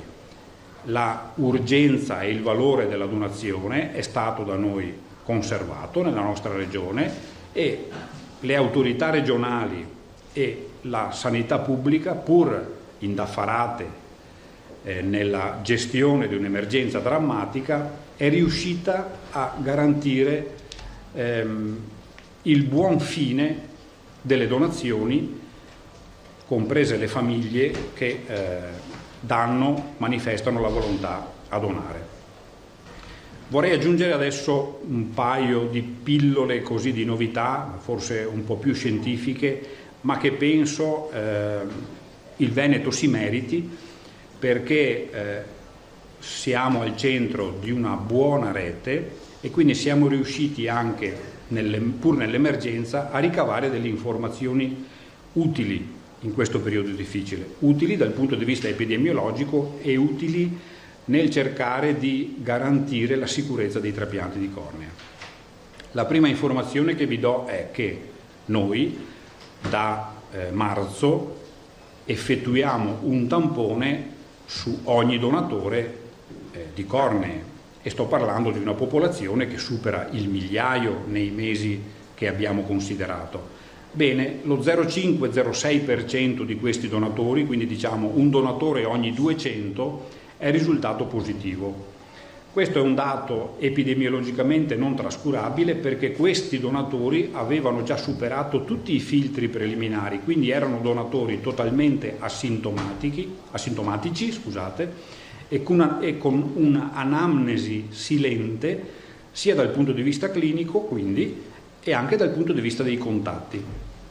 Quindi queste sono state informazioni che ci hanno permesso di attivare a ritroso un'indagine sui contatti di questi donatori e a garantire lo spegnimento di potenziali focolai in presenza appunto di persone totalmente asintomatiche. Quindi questo è un dato direi importante. I tessuti che sono stati prelevati da questi donatori li abbiamo studiati in collaborazione con l'Università di Padova e abbiamo visto due cose che vi anticipo, che adesso sono al vaglio della comunità scientifica, perché sono delle scoperte, se volete, di nicchia, ma che producono delle informazioni che prima non si sapevano. La prima informazione è che il virus, quando è presente nel nasofaringe, è presente qualche volta anche all'interno dell'occhio della persona, e quindi questo corrobora ulteriormente una informazione che dice che nelle fasi durante le varie fasi dell'infezione il virus può potenzialmente albergare in tutti gli organi. La seconda però informazione è che noi nei tessuti dove abbiamo trovato l'RNA del virus, quindi una traccia inequivocabile che il virus era passato di lì, non siamo riusciti da questi tessuti a ricavare un virus infettante. Questa è un'informazione molto utile dal punto di vista infettivologico ed epidemiologico, perché sapete, per esempio, sappiamo già che nel corso dell'infezione, per esempio, tracce del virus possono essere trovate, faccio un esempio, nelle feci dell'ammalato, ma non sembra che queste tracce abbiano caratteristiche infettanti. Anche le tracce di virus che abbiamo trovato nei tessuti oculari da noi analizzati non hanno avuto capacità infettanti, e l'abbiamo testato con strumenti molto poderosi, appunto in collaborazione con l'Università di Padova. Cosa diciamo in conclusione da tutto questo? Direi che queste informazioni sono molto utili perché le notizie sulla diffusione del virus nei diversi organi aiuteranno molto a migliorare le capacità di cura di chi si ammala, ma anche a prevenire la diffusione di questo virus così sfuggente, così subdolo, così inapparente. Grazie al cielo confermiamo anche noi che non sempre trovare l'RNA del virus vuol dire trovare un agente infettante, e questo è in generale rassicurante. È possibile trovare donatori completamente asintomatici e con anamnesi apparentemente negativa per contatti che albergano il virus, e questo è un dato epidemiologico che rende ragione del grande numero di tamponi che eseguiamo nella nostra regione. Dice il dato che ha senso quindi continuare a cercare i portatori di questo virus, e l'ultimo dato è che grazie a un sistema regionale efficiente, grazie alla generosità delle famiglie del Veneto, il sistema dei trapianti della nostra regione continua a lavorare, è tornato a lavorare come prima dell'avvento dell'epidemia, in ospedali pubblici che hanno saputo trovare percorsi liberi da potenziale infezione nei confronti dei pazienti, e con tessuti che fino ad ora non hanno mai prodotto trasmissione di virus. E quindi per questo ringrazio una volta di più Regione del Veneto per l'ospitalità di oggi, ma la rete regionale trapianti e anche l'azienda ULS3, all'interno del quale, sapete, noi viviamo come organizzazione all'interno del padiglione Rama. Grazie. Domande? Allora, Mazzara, Emiliano, così, andiamo. Professore, buongiorno. Quando lei dice che avete comunque trovato dei tessuti che poi sono passati dal naso, faringe all'occhio, quei tessuti là voi poi non li avete utilizzati per i trapianti? Assolutamente no, è un criterio. Siamo sull'ordine di quanto? Appunto, noi abbiamo trovato complessivamente lo 0,6% di donatori positivi. Se vuole il numero, 4. 4 donatori positivi. Questi 4 donatori hanno generato naturalmente 8 cornee. Ecco, di queste 8 cornee abbiamo trovato 2 tessuti positivi da 2 diversi donatori. Alla fine quindi il messaggio è: si tratta di eventi rari e la cornea, questo lo sapevamo abbastanza, si conferma non essere un grande veicolo di trasmissione di malattie. La cornea è un tessuto particolare, non ha vasi sanguigni e quindi ci aspettiamo che non sia molto efficiente, per fortuna, a trasmettere questo tipo di problemi. Però la medicina vive di probabilità, non di certezze, quindi è poco efficace, ma qualche volta il virus c'è. Solo che avendo anche questo ulteriore esame da fare, le modalità e la tempistica dei trapianti si allunga, nel senso che avete il donatore e poi dovete anche aggiungere questo ulteriore esame per vedere se c'è un'infezione o se c'è stata una trasmissione del virus. Siete comunque dentro i tempi per poter effettuare il trapianto, pare di capire? Guardi, uno potrebbe pensare questo, ma sono lieto di smentirla, perché grazie all'efficienza del laboratorio centralizzato di riferimento, noi il tampone, se lo facciamo alla mattina entro le 10, 10 e mezza, come qualsiasi tipo di esame sierologico, abbiamo il risultato nel pomeriggio.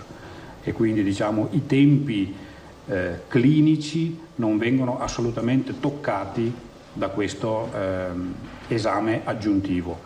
È stata toccata l'organizzazione, perché ovviamente un esame aggiuntivo ha comportato prima di tutto il fatto che dovessimo insegnare ai nostri medici che fanno i prelievi a eseguire un tampone nasofaringeo, che non è una procedura che era diffusa sul territorio tanto quanto lo è adesso. Probabilmente era una procedura pressoché sconosciuta, credo, a tutti noi. Emiliano. Professore, mi perdoni, ci sono stati dei casi di perdita di vista legata all'eredità del COV2 Sappiamo che molti organi possono essere coinvolti con infiammazioni o appunto, ripeto, eredità devastanti. Gli occhi sono tra questi? La vista? Grazie. Fortunatamente no. Fortunatamente no. I sintomi oculari, che sono sintomi tutto sommato esterni, cioè sostanzialmente una congiuntivite, rappresentano sintomi che fanno parte della categoria non dei sintomi tipici di questo virus. Cioè, i sintomi tipici rimangono quelli che conosciamo, la mancanza di respiro, la febbre, ma i sintomi oculari sono abbastanza rari e riguardano apparati esterni che poi guariscono, insomma, perché i tessuti della superficie dell'occhio hanno una grande capacità riparativa, quindi di fatto non abbiamo a oggi documentazione di compromissione irreversibile della perdita della vista per colpa del virus. Grazie. Filippo Tosato. Professore, lei ha ascoltato prima il report del Presidente Zaia su queste nuovi positivi. Ci vuole dire la sua opinione in proposito? Allora, la mia opinione è un'opinione molto umile perché sono un oculista, non sono un epidemiologo, primo. E noi viviamo all'interno di una realtà che probabilmente è poco rappresentativa di quello che avviene nella popolazione. Io mi illanterei se dicessi che con i nostri numeri noi possiamo fare delle inferenze sulla popolazione del Veneto o sulla popolazione normale. Noi maneggiamo bene i numeri relativi ai donatori. In Veneto si diventa donatori di tessuti oculari fra i 4 anni, grazie al cielo pochissimi donano gli occhi in giovane età, fino a 79 anni. Quindi ci mancano fette tutto sommato ampiamente rappresentate di popolazione, in particolare quella degli anziani, e quindi i miei giudizi sono molto limitati da questa visione. Mi viene da dirle che concordo con quello che dice il governatore, che ho trovato molto ragionevole. Stiamo attenti perché non è finita. E credo che questa attenzione individuale sarebbe già un ottimo viatico per arrivare molto più sereni all'autunno. Tutto sommato le mascherine e la distanza interpersonale sono rimasti i due cardini di prevenzione su cui c'è accordo generale, su cui puntiamo tutti e che sono facilmente realizzabili in quasi tutte le fasi della nostra quotidianità. Se non ci sono altre domande io ringrazierei il professor Ponzin e lo porterei davanti alle telecamere, però non è finita qui, professore. Non finisce qui, no, non è finita.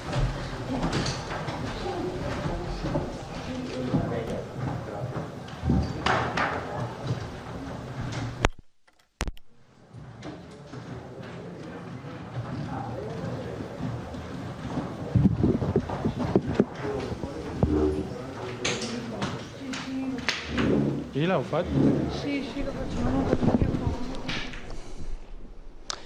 Rientriamo in studio, eccoci di nuovo. Questa l'ultima conferenza stampa di questo periodo, ovviamente l'ultima conferenza stampa consecutiva del governatore del Veneto Luca Zaia, che oggi ha voluto dare spazio alla banca degli occhi, quindi occuparsi di questo aspetto particolare, di questo fronte sanitario sempre molto interessante.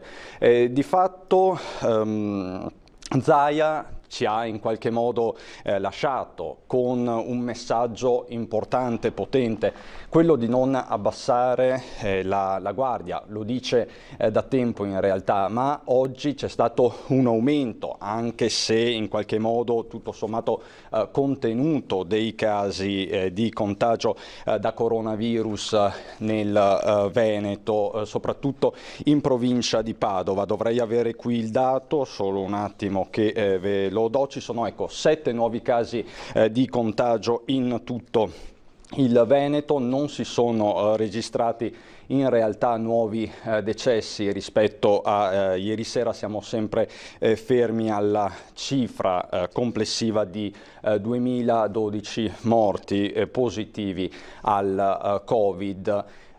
Zaia ha anche lanciato un altro messaggio, quello di evitare le strette di mano, quindi di non lasciarsi andare a queste gestualità, a questi gesti che prima della pandemia erano la norma e erano anche indice, se vogliamo dirla tutta, di buona educazione. Il virus, ha proseguito il governatore del Veneto, è davvero una brutta bestia. Questo è il termine utilizzato da Zaia.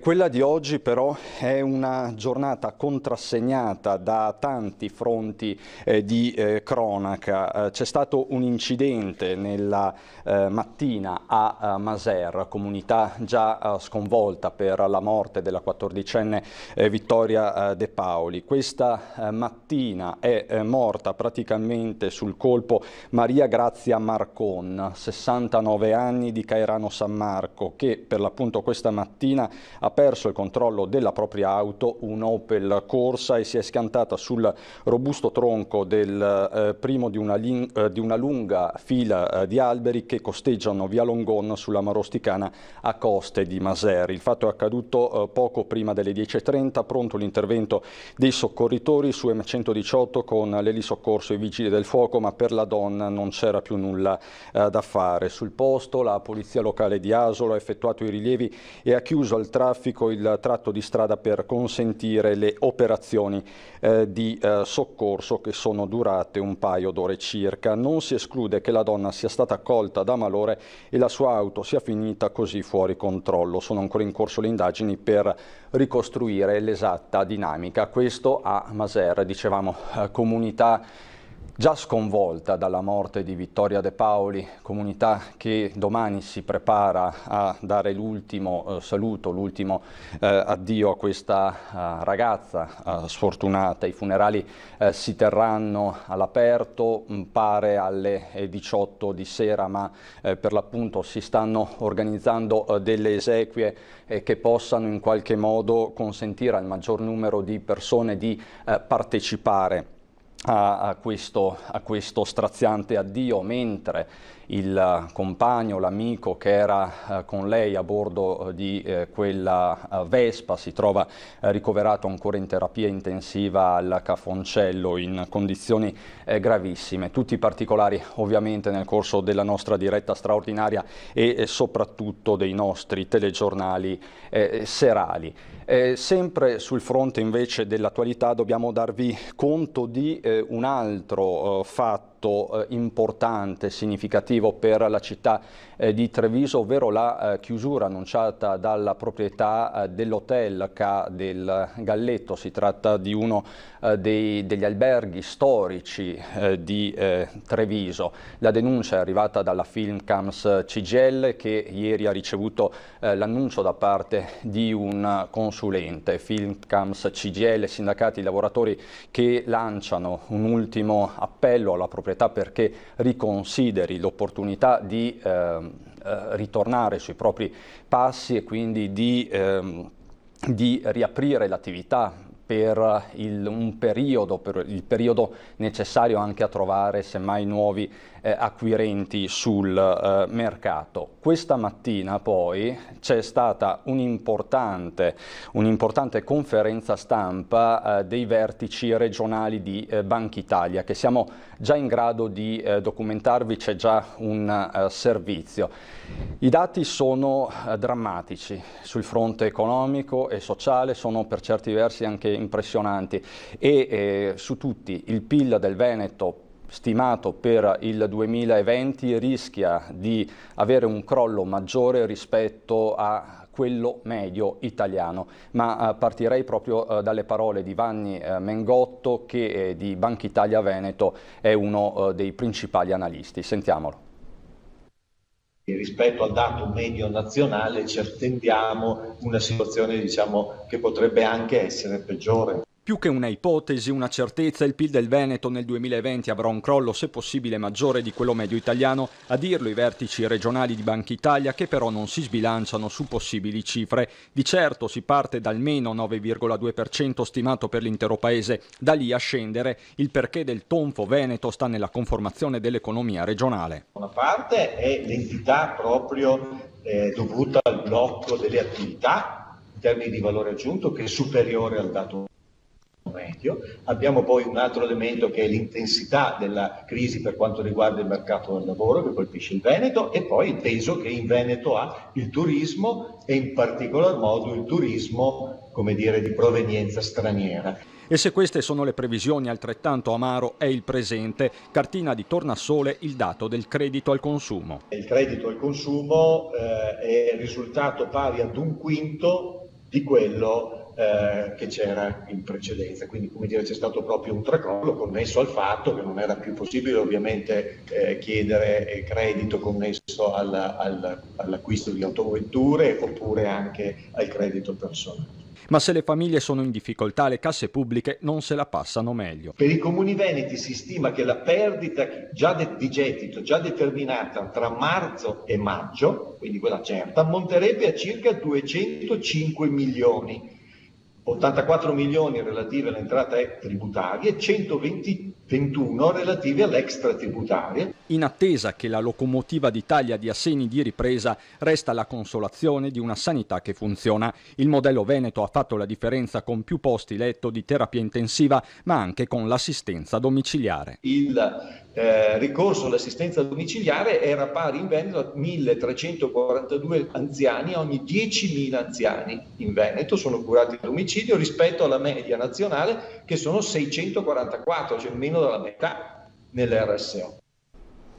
Ecco, queste le parole di Vanni Mengotto di Banca Italia. Sicuramente sarà una delle notizie del giorno, domani sarà riportata da buona parte della stampa, non solo economica, perché se la locomotiva d'Italia frena è un problema, è un pericolo per l'intero paese. Questa l'immagine, ve la possiamo mostrare, che arriva da Maser, l'incidente di cui vi abbiamo parlato in apertura, con la morte della donna di 69 anni, originaria di Caerano San Marco.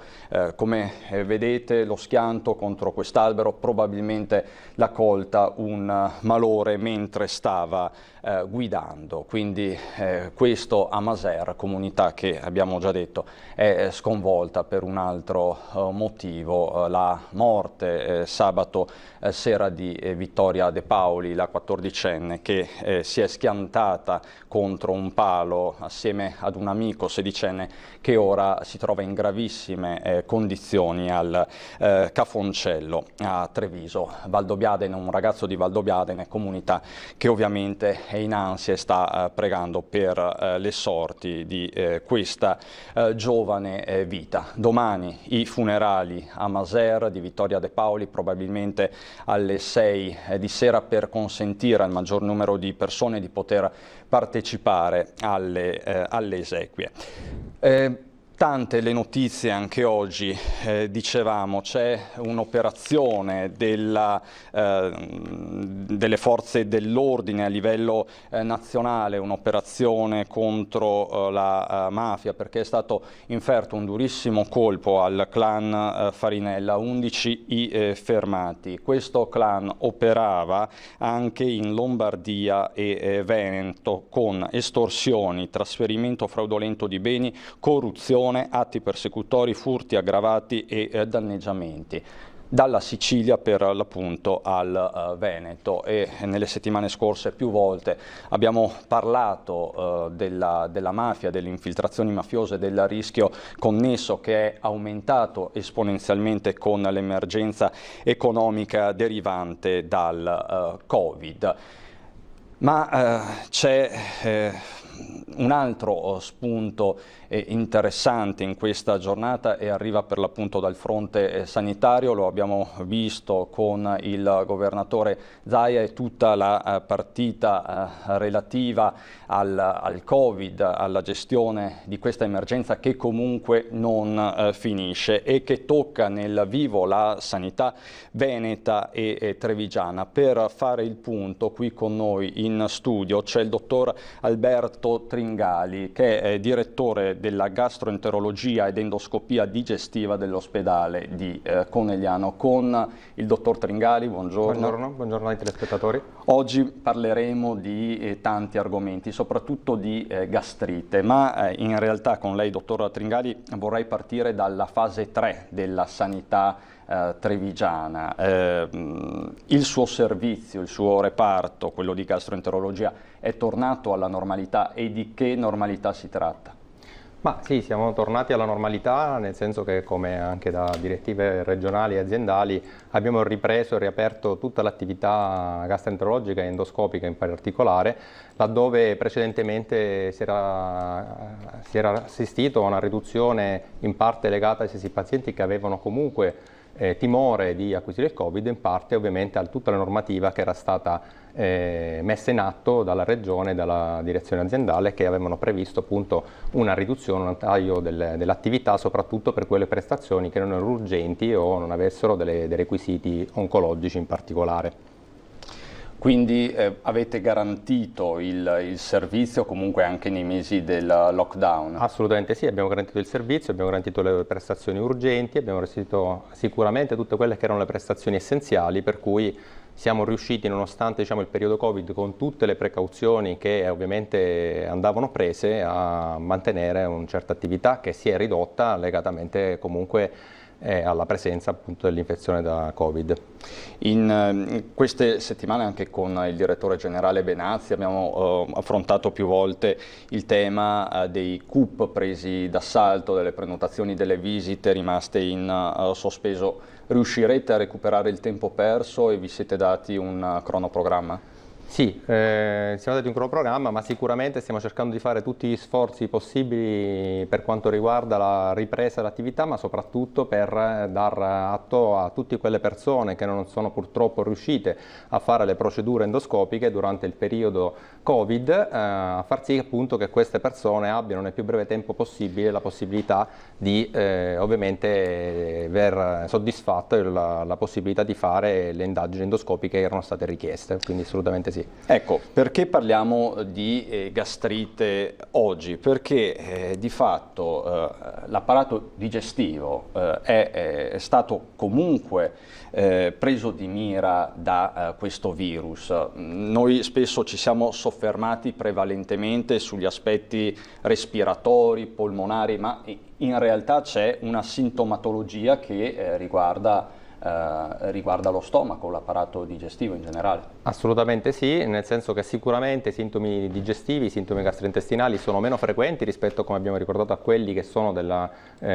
coinvolti l'apparato appunto del respiratorio, che è il primo apparato sicuramente più interessato, ma anche l'apparato gastrointestinale, sia lo stomaco che il colon nelle sue, ma anche il fegato in alcuni aspetti, può essere interessato dall'infezione da Covid. Oggi è stato dimostrato come il virus, l'RNA virale, è presente anche nel tratto gastrointestinale, non soltanto nelle biopsie, quindi nei campioni istologici, ma è presente anche nei campioni di feci, nell'RNA virale, e questo ha fatto sì di avere, diciamo così, come sviluppo anche come ipotesi quella di testare i pazienti, ma è tutto sotto studio, ovviamente ancora non c'è nulla di assoluto, ma di testarli con un campione fecale. Questo ci consentirebbe di avere un campionamento, diciamo, meno invasivo rispetto al solito tampone, da un lato. Dall'altro aspetto ha portato all'ipotesi che ovviamente il virus possa essere entrato attraverso l'apparato digerente come prima porta d'ingresso, ma soprattutto che anche il tratto digestivo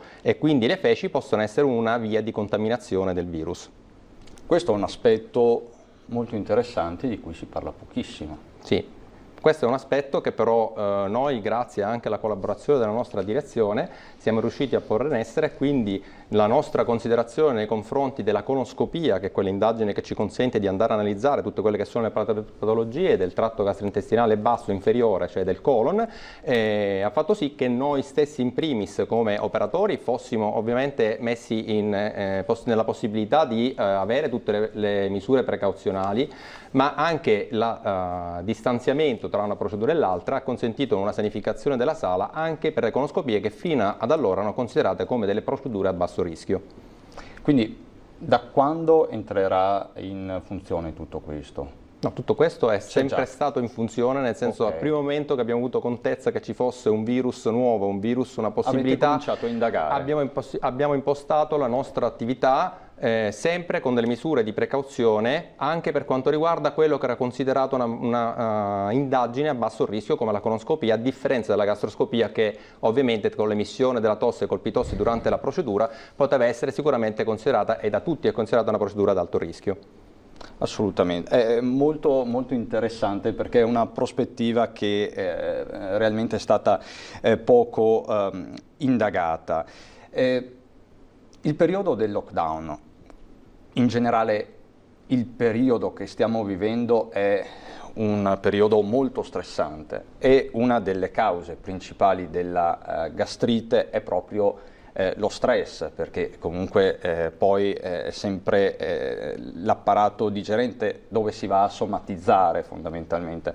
Avete assistito ad un aumento di casi, ad un mutamento dei casi? Cosa avete visto in questo periodo? Ma sicuramente le persone hanno, stando a casa, recluse, diciamo così, non avendo possibilità di uscire, hanno avuto uno stress e un'ansia aumentata. È chiaro che lo stress e l'ansia di per sé non provocano un'infiammazione, perché la gastrite è un'infiammazione della mucosa dello stomaco, ma sono responsabili sicuramente tutta una serie di sintomi che noi medici chiamiamo dispepsia, con un termine, appunto, cerchiamo sempre di trovare dei termini semplici, che deriva da un termine greco che significa di fatto difficile di gestione, e questo è rappresentato tutto un corteo sintomatologico, rappresentato appunto dal gonfiore, dal senso di pienezza, sazietà precoce, anche dal bruciore, dal discomfort e dal dolore epigastrico. Tutti questi sintomi fanno parte di quella che noi chiamiamo una dispepsia funzionale, la cui causa prevalente direi che si può ovviamente far risalire alla stress e all'ansia.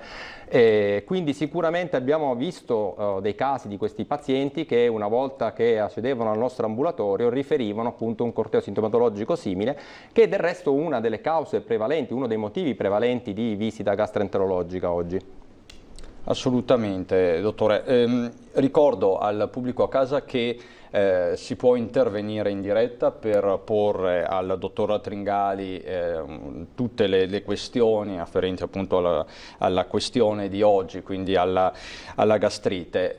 Se non sbaglio mi dice Ilaria che è pronta da Marghera, dove appunto è appena terminata l'ultima conferenza stampa del governatore Zaia, l'ultima consecutiva, perché in realtà una nuova conferenza stampa è già stata fissata, programmata per venerdì. Del resto lo abbiamo sentito, lo abbiamo visto, ci sono dei nuovi casi, non sono tantissimi va detto, ci sono 8 positivi in più in tutto il territorio regionale, ma è una cifra abbastanza elevata rispetto a quelle che negli ultimi giorni abbiamo dato, solitamente 1-2 casi, non di più.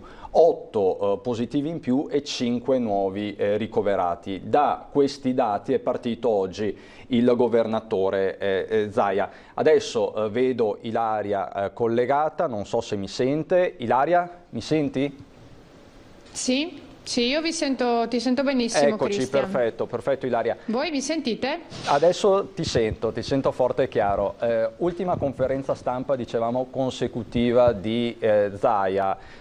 Non ci siamo lasciati però con un lieto fine, perché ci sono comunque questi nuovi casi. Lo stesso Zaia ha parlato di bestia tremenda riferendosi al virus e ha invitato i veneti a evitare le strette di mano. Insomma, non è un lieto fine. perché comunque la parola fine non si può ancora mettere a questa emergenza.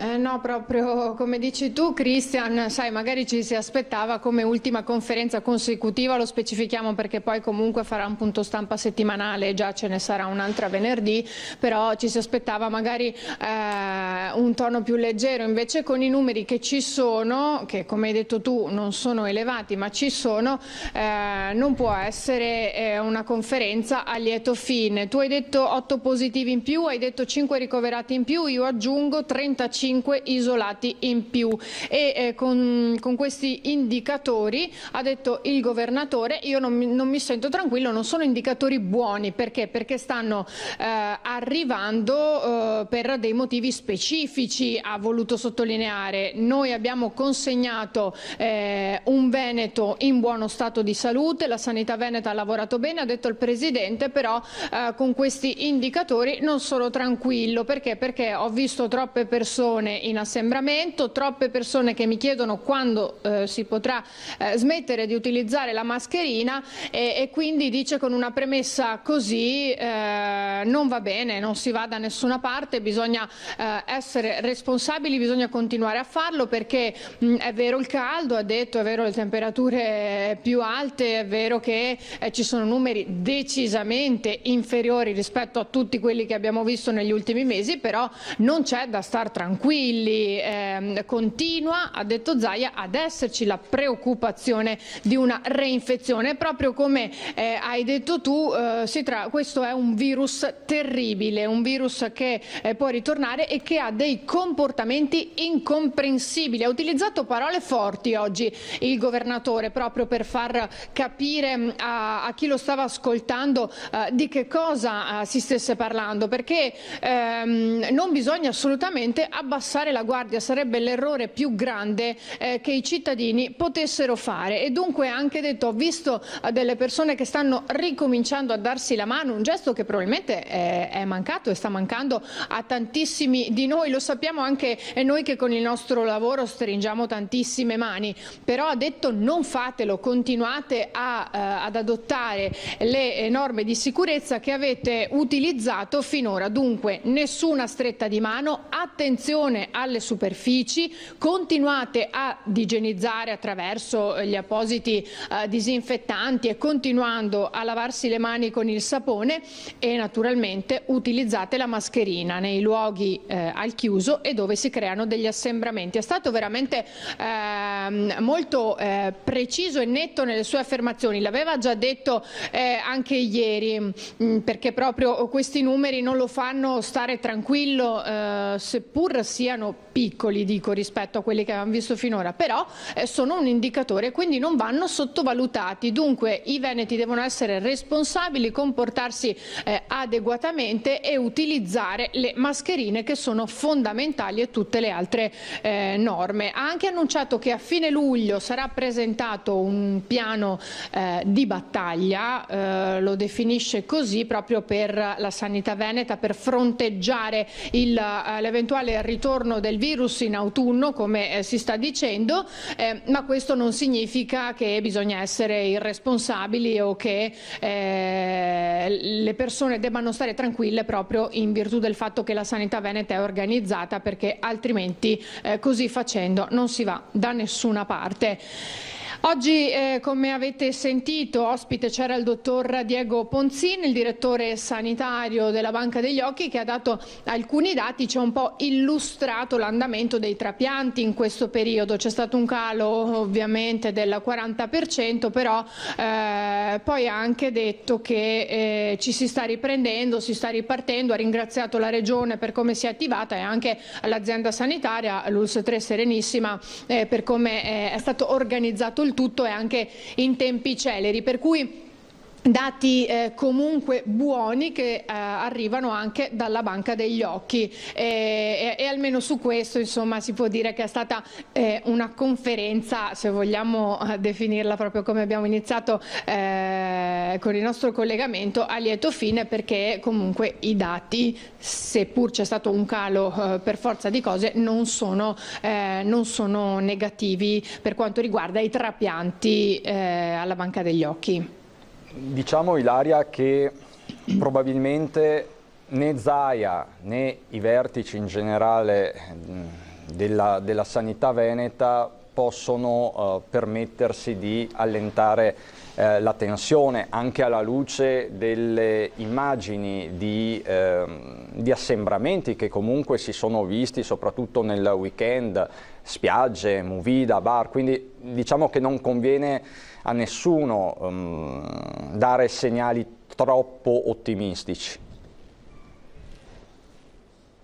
No, non conviene, ma soprattutto al di là della convenienza o meno, ognuno deve essere responsabile per se stesso e sappiamo bene anche per gli altri, perché questo è un virus contagiosissimo, come abbiamo sempre detto dall'inizio. Per cui è pur vero che dal punto di vista della comunità scientifica e del mondo politico non si può allentare la presa, però poi il problema c'è, il virus continua ad esserci come stiamo vedendo e di conseguenza non si può far finta di niente. È pur vero che i numeri, lo ripetiamo, sono inferiori, ma probabilmente ci sono una serie di fattori che stanno giocando positivamente, fattori che probabilmente potrebbero venire meno proprio in autunno, in primis con tutta probabilità anche per una questione climatica, perché si apriranno di meno le finestre, perché si rimarrà molto di più nei luoghi chiusi e quindi la possibilità di contagio sarà senza dubbio più alta. Quindi è fondamentale che proprio in questo momento non si molli la presa, per quanto è vero che è difficile utilizzare la mascherina con delle temperature climatiche così elevate, però cercare di comportarsi nel migliore dei modi e quindi non avvicinandosi, mantenendo la distanza e utilizzandola soprattutto nei luoghi chiusi, che molti di questi luoghi hanno anche l'aria condizionata, quindi il caldo si sente di meno, e poi nei luoghi all'aperto però dove si creano assembramenti. Questo è fondamentale, è il messaggio che deve continuare a passare. Ormai sono mesi e mesi e mesi che lo ripetiamo, però purtroppo è necessario continuare a farlo, perché se poi gli esiti sono questi, come ha detto lo stesso governatore, evidentemente c'è ancora qualcuno che non riesce a entrare nell'ottica dell'utilizzo di questa mascherina e poi di tutte le altre norme di sicurezza o comunque norme di contenimento da contagio. Ecco. Ilaria, grazie mille, grazie davvero. Ci sentiamo presto. A voi. Ci sentiamo anche per le edizioni dei telegiornali. Grazie Ilaria Marchiori dall'unità di crisi di Marghera. Dottora Tringali, torno da lei. Ha sentito quello che ci siamo detti, non voglio andare fuori traccia, ma siccome anche prima abbiamo capito che ci sono delle relazioni tra gastrite, tra apparato digerente e Covid-19, fa bene il governatore Zaia a lanciare questo tipo di messaggi? Assolutamente sì, non bisogna abbassare la guardia, perché abbiamo vissuto dei momenti terribili con sale terapie intensive ovviamente piene di questi pazienti, quindi questo virus probabilmente non è sparito. Ci sono serie fattori che ricordava la vostra collega da Marghera, che hanno inciso nella riduzione di questa diffusione del virus. È chiaro che di qui all'autunno potrebbe ovviamente comparire, così come del resto focolai ci sono non soltanto in Veneto ma nel resto d'Italia, potrebbe riapparire con la stessa virulenza, la stessa manifestazione di prima, quindi abbassare la guardia, non utilizzare queste misure e dispositivi di protezione individuali, come le mascherine o misure fondamentali come quella della sanitificazione delle mani, significa ovviamente dare un po' il passo al virus, che potrebbe riprendere come prima. È chiaro che il periodo estivo ha sicuramente inciso, perché comunque sia i raggi ultravioletti che il sole che il caldo fanno sì che le persone non si radunino in ambienti chiusi. I raggi ultravioletti, l'uso della mascherina, ovviamente arriva una carica virale minore, l'uso del sole con i suoi raggi ultravioletti potrebbero ridurre la carica virale, quindi tutto questo sicuramente ha consentito di avere una situazione più tranquilla fino a tornare alla normalità, però sicuramente non bisogna abbassare la guardia. Grazie dottore, parole molto importanti anche le sue, nel senso che è giusto che anche dal mondo sanitario, scientifico, da voi professionisti arrivino questi messaggi. Noi torniamo a parlare di gastrite, delle relazioni con il Covid, ma di tutto quello che ruota attorno alla gastrite, che è uno dei disturbi più comuni, subito dopo la pubblicità. Vi ricordo che la linea è aperta, potete telefonarci da casa e porre al dottor Tringali le questioni che più vi stanno a cuore. Subito dopo la pubblicità.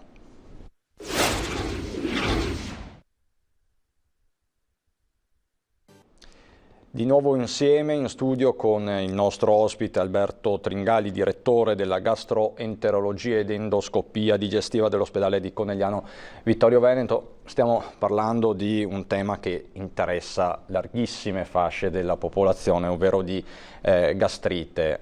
Prima abbiamo parlato delle interrelazioni con il Covid, della fase 3 negli ospedali, perché di fatto sono ricominciate le visite, è ricominciata la programmazione, diciamo così, ordinaria, e si andrà a recuperare il tempo perso. Questo ce lo aveva rassicurato anche la scorsa settimana, proprio a quest'ora, il direttore generale dell'ULSS 2 Francesco Benazzi. Prima di tornare a lei, dottore, ho solo due notizie dell'ultima ora che devo darvi per dovere di cronaca. Il CDA della Fondazione per la ricerca biomedica avanzata di Padova ha revocato la nomina del professor Pierpaolo Pandolfi, genetista italiano di fama mondiale, direttore scientifico dell'Istituto Veneto di Medicina Molecolare, il VIM. Pandolfi, nominato lo scorso maggio, avrebbe dovuto raggiungere Padova da Harvard, dove però è stato accusato, lo sappiamo, di molestie sessuali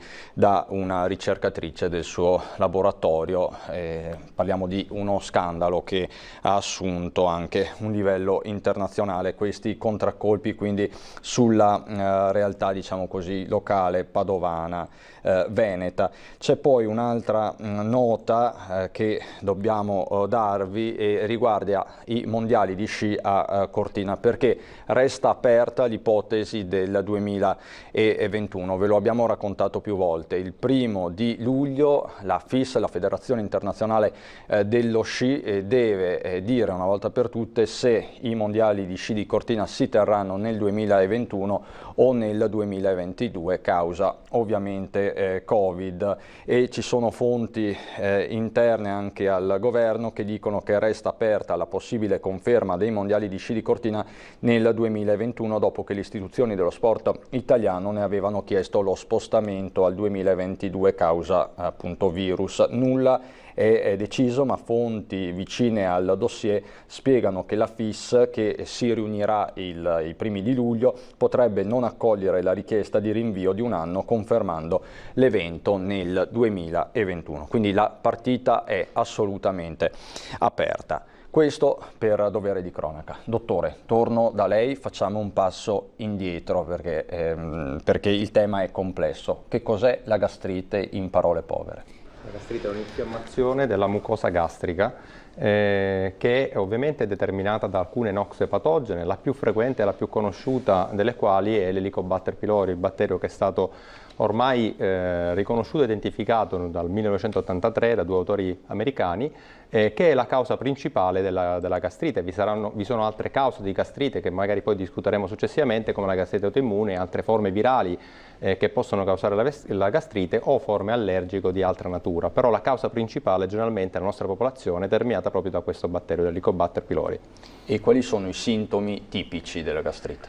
Allora, la gastrite, la maggior parte dei pazienti non ha sintomi, è asintomatica, però i sintomi quando compaiono sono caratterizzati da quella dispepsia di cui parlavamo prima, cioè da quella difficile digestione, cattiva digestione, per cui le persone di solito lamentano la presenza di nausea, di dolore epigastrico, di bruciore, un senso di sazietà precoce, quindi mangiano ma è come se avessero mangiato tanto anche se mangiano poco, un senso di ripienezza epigastrica. Questi sono quell'accorteo sintomatologico che noi medici chiamiamo dispepsia e che nella stragrande maggioranza dei casi è una dispepsia funzionale, cioè nella grande maggioranza dei casi, una volta che uno fa gli accertamenti di cui parleremo successivamente, come la gastroscopia o anche l'esame istologico, non abbiamo una causa organica di questa, quindi un'infiammazione vera e propria, ma c'è soltanto un cattivo funzionamento dello stomaco, un cattivo movimento dello stomaco che si rilascia a un certo punto non più come si rilasciava una volta, non si contrae più come si contraeva una volta, e questo porta a questo corteo sintomatologico. E dicevamo anche prima, stress e ansia possono essere Stress e ansia sono sicuramente responsabili di tutti questi sintomi, ed è la causa prevalente di quella dispepsia funzionale di cui parlavamo prima. Quindi facendo le indagini ai nostri pazienti utenti, facciamo la gastroscopia, non troviamo nulla alla gastroscopia, facciamo l'esame istologico, perché un 15-20% dei pazienti che fa la gastroscopia e ha un aspetto macroscopico normale in realtà poi ha una gastrite, quindi l'esame istologico diciamo che ci aiuta non soltanto a identificare la causa, ma anche a evidenziare eventualmente anche la presenza dell'Helicobacter pylori. Quando parliamo di endoscopia parliamo della famosa gastroscopia, che resta un esame, ne parlavamo prima, un po' invasivo. Resta un esame invasivo, infatti le indicazioni sono abbastanza stringenti, cioè non tutte le persone hanno necessità di approcciarsi in prima battuta all'esame endoscopico, laddove parliamo appunto di appropriatezza anche degli esami. Ne parliamo perché ovviamente essendo un esame invasivo ne abbiamo bisogno, sicuramente è molto utile, vedremo successivamente magari come, ma è sicuramente un esame da riservare a una setting particolare di pazienti, quindi non per tutti i pazienti. È stato dato sicuramente dei criteri per poter fare la gastroscopia, alcuni un tempo si sosteneva ai 50 anni con questa sintomatologia, dopodiché questo cut-off è stato spostato a 60 anni, ma sicuramente abbiamo anche bisogno di sintomi cosiddetti di allarme. Ci sono dei sintomi particolari che possono mettere il medico, diciamo, sulla strada che la persona potrebbe avere una patologia organica sottostante nella misura dell'ulcera gastrico duodenale o di un tumore gastrico, per cui la presenza dell'anemia, il paziente che vomita, la persona che dimagrisce nonostante appunto faccia una dieta normale, quindi la perdita di peso associata appunto a questi sintomi sicuramente fanno pensare e propendere per una patologia organica. Non c'è una diciamo così correlazione precisa, questi criteri che sono sintomi di allarme sono sicuramente importanti, ma è stato dimostrato che non hanno un'accuratezza diagnostica così estrema, tant'è che poi successivamente, avendo fatto la gastroscopia, soltanto l'1-2% di quelle persone, nonostante abbiano questi criteri, ha poi una patologia reale, quindi ha un tumore nell'1-2% dei casi, oppure, come abbiamo visto, un'ulcera gastrico duodenale. Un'ulcera, anche questa quindi è sempre una delle ipotesi più battute, quella dell'ulcera gastroduodenale. Abbiamo una telefonata in linea, pronto, chi parla? Pronto? Sì, pronto signora, buongiorno, in linea. Con chi parlo? Vorrei chiedere, pronto, la sento male. Sì, mi sente signora, con chi parlo, qual è il suo nome? Adesso la sento. Mi chiamo Maria. Buongiorno Maria, prego. Buongiorno, io vorrei chiedere al professore se la gastrite può provocare la febbre. No, in realtà la gastrite non provoca la febbre, nel senso non è tra i sintomi della gastrite. Ricordo che la gastrite nella maggior parte delle persone è asintomatica. Intanto la gastrite è una diagnosi istologica, parliamo di un'infiammazione, e abbiamo visto come nella gran parte, anche alcune volte, anche l'endoscopia non riesce a identificare un dato istologico, che poi è quello che l'anatopatologo va a vedere microscopicamente, quindi sul pezzo proprio piccolo. E quindi di fatto la sintomatologia, quella che ricordavo, la febbre non fa parte di questa sintomatologia, e quindi se uno ha la febbre va identificata la causa della febbre e quindi va cercata altrove. Non c'entra, adesso le spiego. Mia figlia di 42 anni è stata ieri vista al pronto soccorso e hanno diagnosticato una gastrite acuta. Sì. Quindi lei ha un fortissimo bruciore dalla gola fino, diciamo, allo stomaco, che non si placa leggermente con i farmaci di uso comune. Siccome si è tolta un dente una settimana fa e ha dovuto prendere dei FANS e anche un antibiotico, potrebbe essere dipeso da queste medicine? Assolutamente sì, i FANS, quindi i farmaci antinfiammatori che sono stati prescritti a Sofia per il problema dei denti, sono una delle cause delle gastrite acute. Diciamo che le gastrite acute di per sé sono molto rare, perché una è quella che citava lei, quella a seguito all'assunzione di farmaci come gli antinfiammatori, che creano proprio delle erosioni anche dell'ulcero, talora se protratte nella loro assunzione. Altre sono molto rare, soprattutto nei pazienti immunosoppressi, che sono ovviamente legate a attacchi virali acute, perché possono essere anche molto pericolose, come la gastrite acuta flemmonosa, che è una rarità che non si vede praticamente mai, ma che è anche letale. Per cui la maggior parte delle gastriti sono delle gastriti croniche. La febbre probabilmente di Sofia non dipende dallo stomaco o dal problema dentario o dal problema, diciamo, orofaringeo, ma è rarissimo che la febbre derivi dallo stomaco, cioè ci sono veramente pochissime patologie che possono determinare questa cosa, diciamo forme acute, ma che possono essere anche letali, ma ovviamente non hanno queste caratteristiche, sono evolutive e provocano dolori molto importanti e forti fino alla peritonite, perché lo stomaco può anche perforarsi, quindi bucarsi e causare appunto un danno acuto. Ma sicuramente di per sé la febbre non si va a pensare in prima battuta, in prima acchito lo stomaco. Nel suo caso, nel caso di Sofia, lo stomaco è stato coinvolto, verosimilmente come lei ricordava, proprio per il discorso dell'uso degli antinfiammatori. Un'ultima domanda, una volta finiti, cioè sospesi i farmaci, finito l'antibiotico, quanto può durare questo bruciore? Ma allora dipende se Sofia aveva anche in passato dei bruciori prima di questo episodio, no, oppure se sono soltanto relati ai farmaci. Mi viene da pensare anche che doveva essere anche prescritto in associazione all'uso di antinfiammatori una copertura gastrica, quindi noi prazolici. Sì, ha avuto tutto. Sì, ed è strano che abbia una gastrite nonostante abbia fatto un'assunzione corretta di questi farmaci, perché di solito questi farmaci sono efficaci proprio nella protezione, sono proprio previsti anche dalle norme note AIFA, diciamo l'associazione che produce queste note, che appunto vengano fatte in maniera tale da proteggere lo stomaco ed evitare proprio questi danni da farmaci antinfiammatori. Grazie Maria, in bocca al lupo a lei e a sua figlia. Arrivederci. Arrivederci. Il problema dei gastroprotettori non è banale, dottore, no. Perché tanti assumono antinfiammatori senza la dovuta copertura gastrica. Sì, e questo è un grosso problema, perché è una delle cause che ci troviamo spesso anche in pronto soccorso. I pazienti che arrivano accedono perché hanno anche delle perdite gastrointestinali, quindi delle piccole emorragie legate che possono essere anche più severe, se poi protratte nel tempo, come ricordavo, possono arrivare anche alla formazione delle ulcere, che possono anche causare l'emorragia, quindi la perdita di sangue, che può manifestarsi sia con il vomito con sangue nelle forme più severe, sia attraverso la perdita dal tratto gastrointestinale inferiore. E questo quindi accedono in pronto soccorso, poi chiedendo ai pazienti, facendo quella che si chiama la raccolta anamnestica, si viene a evidenziare come hanno assunto per tempi protratti anche farmaci antinfiammatori senza nessuna copertura, il che ovviamente è la causa prevalente in questo caso di ulcere, gastriti erosive e quindi di tutti quelli che sono i problemi che fanno sì che i pazienti poi debbano accedere in pronto soccorso e magari anche essere ricoverati e fare una degenza proprio per le condizioni cliniche. Apriamo adesso un altro capitolo, un capitolo connesso, che è quello dei cibi. Quali sono i cibi indicati per prevenire e quali sono invece i cibi indicati poi per curare?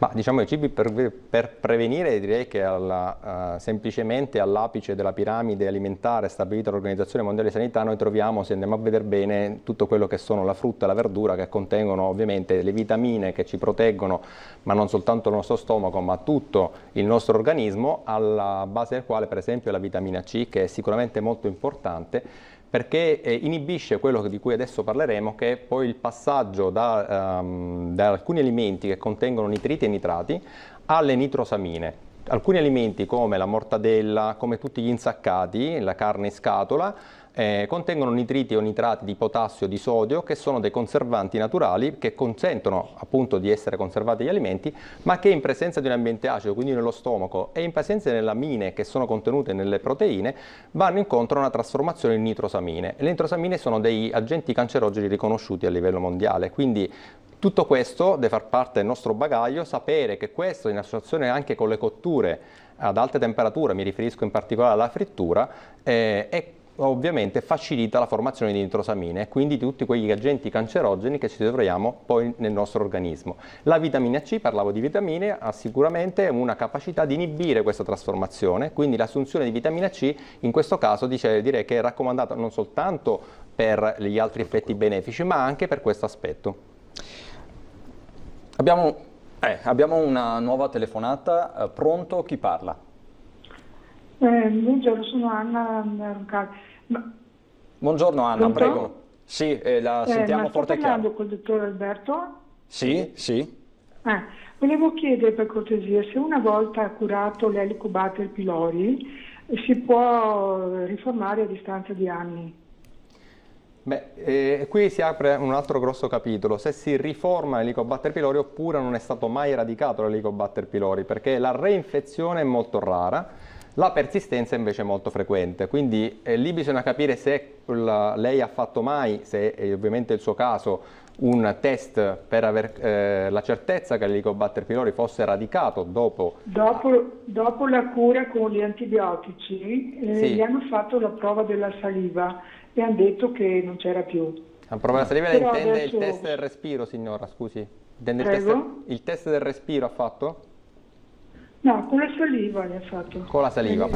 Diciamo che i due di mio test marito. diagnostici per diagnosticare, quelli non invasivi, abbiamo ricordato quello della gastroscopia con le biopsie, che è una possibilità, gli altri due test che consentono di fare una diagnosi accurata di la presenza di Helicobacter sono il test del respiro, quello che si viene chiamato urea breath test, e il test dell'antigene fecale. Questi due test No, sono... lui ha fatto la gastroscopia con la biopsia, gliel'hanno trovato, poi ha fatto la cura di antibiotici, dopo la cura hanno detto che ha fatto un test sulla saliva e gli hanno detto che era eradicato. Sì. Però adesso sono passati anni, mio marito ha una pancia gonfia che era come prima di quando aveva l'Helicobacter e non so se può dipendere da quello se si è riformato o se invece... Ma lei la ha fatto pancia di nuovo il un'altra. test per vedere se è positivo? No, non ha fatto più niente. Quindi bisogna ritestare e vedere se il test è positivo. Certamente una sintomatologia potrebbe essere attribuito all'Helicobacter, quindi però per avere la certezza bisogna fare il test, non ha necessità di fare di nuovamente una gastroscopia, ma quantomeno uno dei due test che le ho detto, o l'urea breath test, quindi il test del respiro, o il test dell'antigene fecale, sicuramente in assenza, e questa è una cosa importante da conoscere, quindi senza assumere gli prazoli, quindi inibitori di pompa protonica, quindi omeprazolo, Ma lui li lansoprazolo. prende da anni quelli. Quelli vanno però sospesi se lei ha l'intenzione di fare questo test perché determinano un falso negativo, cioè è presente l'Helicobacter ma uno non lo trova perché l'assunzione di omeprazolo è riconosciuta come falsare, diciamo, per essere chiari, questo Ho test. capito. Siccome prende la cardioaspirina, prende ogni giorno anche l'ansoprazolo. Certo. Sospendere per 16 giorni comunque diciamo non comporta un rischio aumentato dopo anni. Sì, di solito basterebbero 2 settimane per essere sicuri. Quindi 2 settimane di sospensione, lei avrebbe la certezza se c'è una positività oppure se il batterio non è presente. Di fare questo test allora del respiro o delle feci? Esatto. Questo si deve chiedere al medico curante? Si chiede al medico curante che fa la ricetta e dopodiché perché si va... gli aveva riproposto la gastroscopia, ma siccome mio marito è asmatico e ha visto tutte quante le precauzioni, si è un po' spaventato e non ha più voluto farlo. Direi di partire, visto la situazione, con una cosa meno invasiva, quindi iniziamo a fare un test, dopodiché vediamo se è positivo e dopodiché se dovesse essere positivo può fare nuovamente il trattamento e vedere come va con i sintomi, se sono migliorati oppure no. Se non migliorano ovviamente bisogna ricorrere comunque alla gastroscopia perché una delle indicazioni di cui parleremo è proprio il fatto di non aver risposto a una terapia. Ok. Grazie La signora ringrazio, Anna. dottore. Prego. Arrivederci, in bocca al lupo lei e suo marito. E c'è la pubblicità, ci ritroviamo subito dopo.